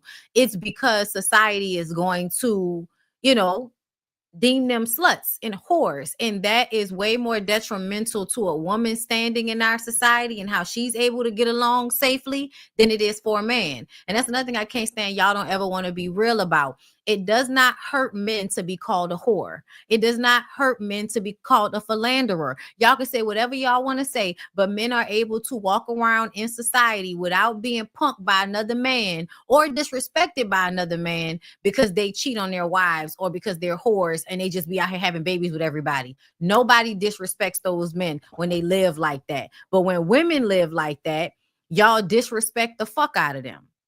Y'all act as if those women have no personal value whatsoever so that they can be harmed. So when women are hit, assaulted, or are killed, anything like that, y'all can turn around and say she deserved it because of the way she was living her life. So to me, I feel like it's a different situation, and it really fucking annoys me when people try to act like, oh, men cheat and women cheat, or, like always trying to make it seem like we're on equal footing, and we're obviously not. We're obviously not on equal footing, because on Love and Marriage Huntsville, nobody's talking about Tisha and Kimmy, and nobody was talking about Mel when he was still trying to fight for Mel. He didn't say anything about Mel cheating on him. Season 1, season 2, you ain't hear a motherfucking thing about Mel cheating on Martell until she filed for divorce. You never hear about Kimmy cheating on Maurice, but we got to be wondering what's going down with the big backs at Credit One. You don't even hear about Tisha cheating, even though Marceau done tried to throw that shit out there. Nobody really believes that. We wish she would cheat on that nigga. But I am more likely to believe that he's cheating on her than she's cheating on him. So when we talk about percentages, be fucking for real. Not that women don't cheat. I don't think monogamy is natural. I think people force themselves into monogamy, and I think it's a temperamental thing, meaning that sometimes people are monogamous and sometimes they not. Cheat off of circumstance of me knowing that's most women. Yes. So that's when the 5% come in, because a lot of women don't want to cheat. We want to be faithful. We want to be. I changed based off my personal experiences. Oh. It came off of me experiencing stuff. I was a dancer for a little bit. So a lot of men like dancer, like stripper. Yeah. So I got to meet a lot of men who was married, who come and literally tell me straight up, I don't think I can tell my wife that I'm coming to the strip club, even though that's not technically cheating. Yeah. Like, so many men don't know how to even be men. They don't know how to honest. Yeah, be honest and talk out that stuff. But us women, let me tell you, shut up, baby. I'm gonna cheat on you tomorrow. You might be on some we be on some bad ass. Like, we gonna tell you for real. What happened with you, Martel? No, that was you. You told me before that you'll cheat on me, but go ahead. I mean, can you cheat on a nigga that don't belong to you? For what advice would you give another woman who's dealing with a married man, but she didn't know? For me, I didn't know that he had a wife. Okay. First, we dealt with each other almost like a year, and so I didn't know that he had a wife. My friend was very hurt. I'm sorry. Go ahead. Go ahead. I guess, but too, when you found out, it was a little too late. it was too late to the point where I think they're trying to project their situation at all times. They're projecting their situation, and it's low key exhausting. I'm looking for a husband. You know, I'm gonna have kids. And did y'all have good chemistry? It was amazing. As if he was supposed to be the person for me. And I just knew that we had something, but we never had anything at all. And that really hurt me. So let me ask you this. Because y'all didn't have respect. Hello. Had he sent you the money from Vegas, would you have continued without the threats? Had he sent you the money from Vegas, would you have continued to deal with him? Yeah, because I'm not a money hungry person. I just kind of felt violated with, if I'm going on a fight with a man and this man takes somewhere, I'm used to everything being 100% taken care of. So for me to have to go out my way to beg for $200 that I spent to come see him, absolutely. But I realized like a lot of men don't respect women who are not after their finances. Like if you want a woman, it look different. So yeah, which is why you should have asked for your money on the front end and not the back end, dummy. Like you gotta treat the and that's what I be talking about. Like she said, men don't respect women that don't. That's why I said women should want what they want and don't bend on it. Because at the end of the day, men only respect hard boundaries. All of that, I just keep moving the goalpost to make him happy. Shit, no, you give an inch, they take a mile. That's what that's about, baby. But anyway, that's all I got for y'all. I don't know why, Arionne felt the need to try to act as if she's some, host and she know how to conduct the interview, because she does not. She kept projecting. She kept jumping in because she's trying to get answers out of Martel. It's obvious you don't trust Martel. It's obvious Martel doesn't tell you everything. Duh, bitch. Why would he be different with you than he was with his wife? That's not how that works. I know they like to make you feel like that, but if they're an asshole with you, they're going to be an asshole in that other relationship. It's bullshit when they make y'all feel like, they changed. They're different with me than they what. No, they're not. You just haven't met them yet. You haven't met them yet. You just don't know yet. Okay? But essentially, girl, everybody's fucking everybody is what I assume. That's what I assume. That's why when she talking about getting a train ran on her and all of that, child, like she said, YOLO, that's your life. And if you ain't getting no STD and you had a good time about it, that's good for you, girl. I'm just mad you ain't get your money on the front end. I have to go. So I love you guys. I appreciate you. I hope you enjoyed. Like, comment, subscribe to my channel. Happy holidays. Merry Christmas. All of that shit. This was my little Christmas present to y'all. Okay, let me read my super chats and I'm gonna get out of here. So what a daughter. Hey, my love. Laticia and Latrice are married to Timu Boozy and Timu Smokey Robinson. You ain't never lied. That nigga do look like Smokey Robinson. Okay, baby, let's jam away from me. I can't do it because y'all know his vibrato is ugh. Anyway, Shorty Do Why, thank you for the super chat. Timu Boosie said the line about young hot wife. No, I thought that was Cliff. That said that. But whatever, child. It don't matter. Both of them was talking shit. Kanesia Morgan, thank you for the super chat. When Glenn said that shit about Akeisha, I was pissed because Akeisha looks better than yours. Tree's so damn delusional. Merry Christmas. Merry Christmas, love. And yes, they are. DeQuasia, thank you for being a member for 5 months. Happy holidays to you, my love. Tisha Thompson, thank you for the super sticker. Shy Girl Perspective. Hey, I assume Glenn has abandonment daddy issues. Like Latrice and Cliff loves to be a daddy to grown people, son as a minion and daughter wife. Yeah, I could see how you could feel that way, but please don't take the gayness out of it because it's absolutely like some homoerotica going on. And it may not be from Glendale's viewpoint, but it absolutely is from Cliff's viewpoint. Cliff reminds me of a manipulative old queen. Chocolate, thank you for the super sticker. Okay, Chocolate 25, thank you. Lady T, thank you for the super chat. Hey, love, happy holidays. Listen, I hope y'all have a nice Christmas. Thank you for another super sticker, Tisha. Nisha, thank you for a super sticker. Not y'all names rhyming. Miss Cookie, thank you for the super chat. Merry Christmas. Your hair is gorgeous. Now I want to get my hair redone like that. Thank you so much. Child, listen, I got a photo shoot today, so I feel like this will be given. Miss Goody Two Shoes, thank you for the super chat. I think the story is true, but girl telling the story isn't the girl. The real one won't come forward. That's another thing. that might be the case as well. I can agree that that's a possibility. Keisha L, thank you for the super chat. I sure was waiting to hear your thoughts on this shit show. Glad I caught this, although I see I am late. Yes, catch the playback. And y'all know these are members only lives, so this is the one I'm giving y'all for free. But as you know, we go forward, these will remain members only, and you can purchase a pay-per-view version of all of my members only lives on Patreon. The link is down below in the description box. Don't forget about Reset by Design Wellness. We are going to Bali in July 2025. There is also still a second Bali trip that is optional. The link is down below in the description box if you would like to sign up. So don't forget, Reset by Design Wellness. Follow us on Instagram. Okay. L Fisher, thank you for the super chat. So this is going to happen weekly. I don't think so. I don't think they can keep it up weekly. We'll see. Paralegally exhausted. Thank you for the super chat. Merry Christmas. Merry Christmas to y'all as well. I appreciate y'all. Feliz Navidad. Okay. Feliz Navidad. Prospero año y felicidad. Okay. I don't know if I'll be back before Christmas, but either way, you know, tip my bucket. I love y'all. I appreciate y'all. Have a wonderful, wonderful holiday, and I'll see y'all when I see you. Anywhere you go,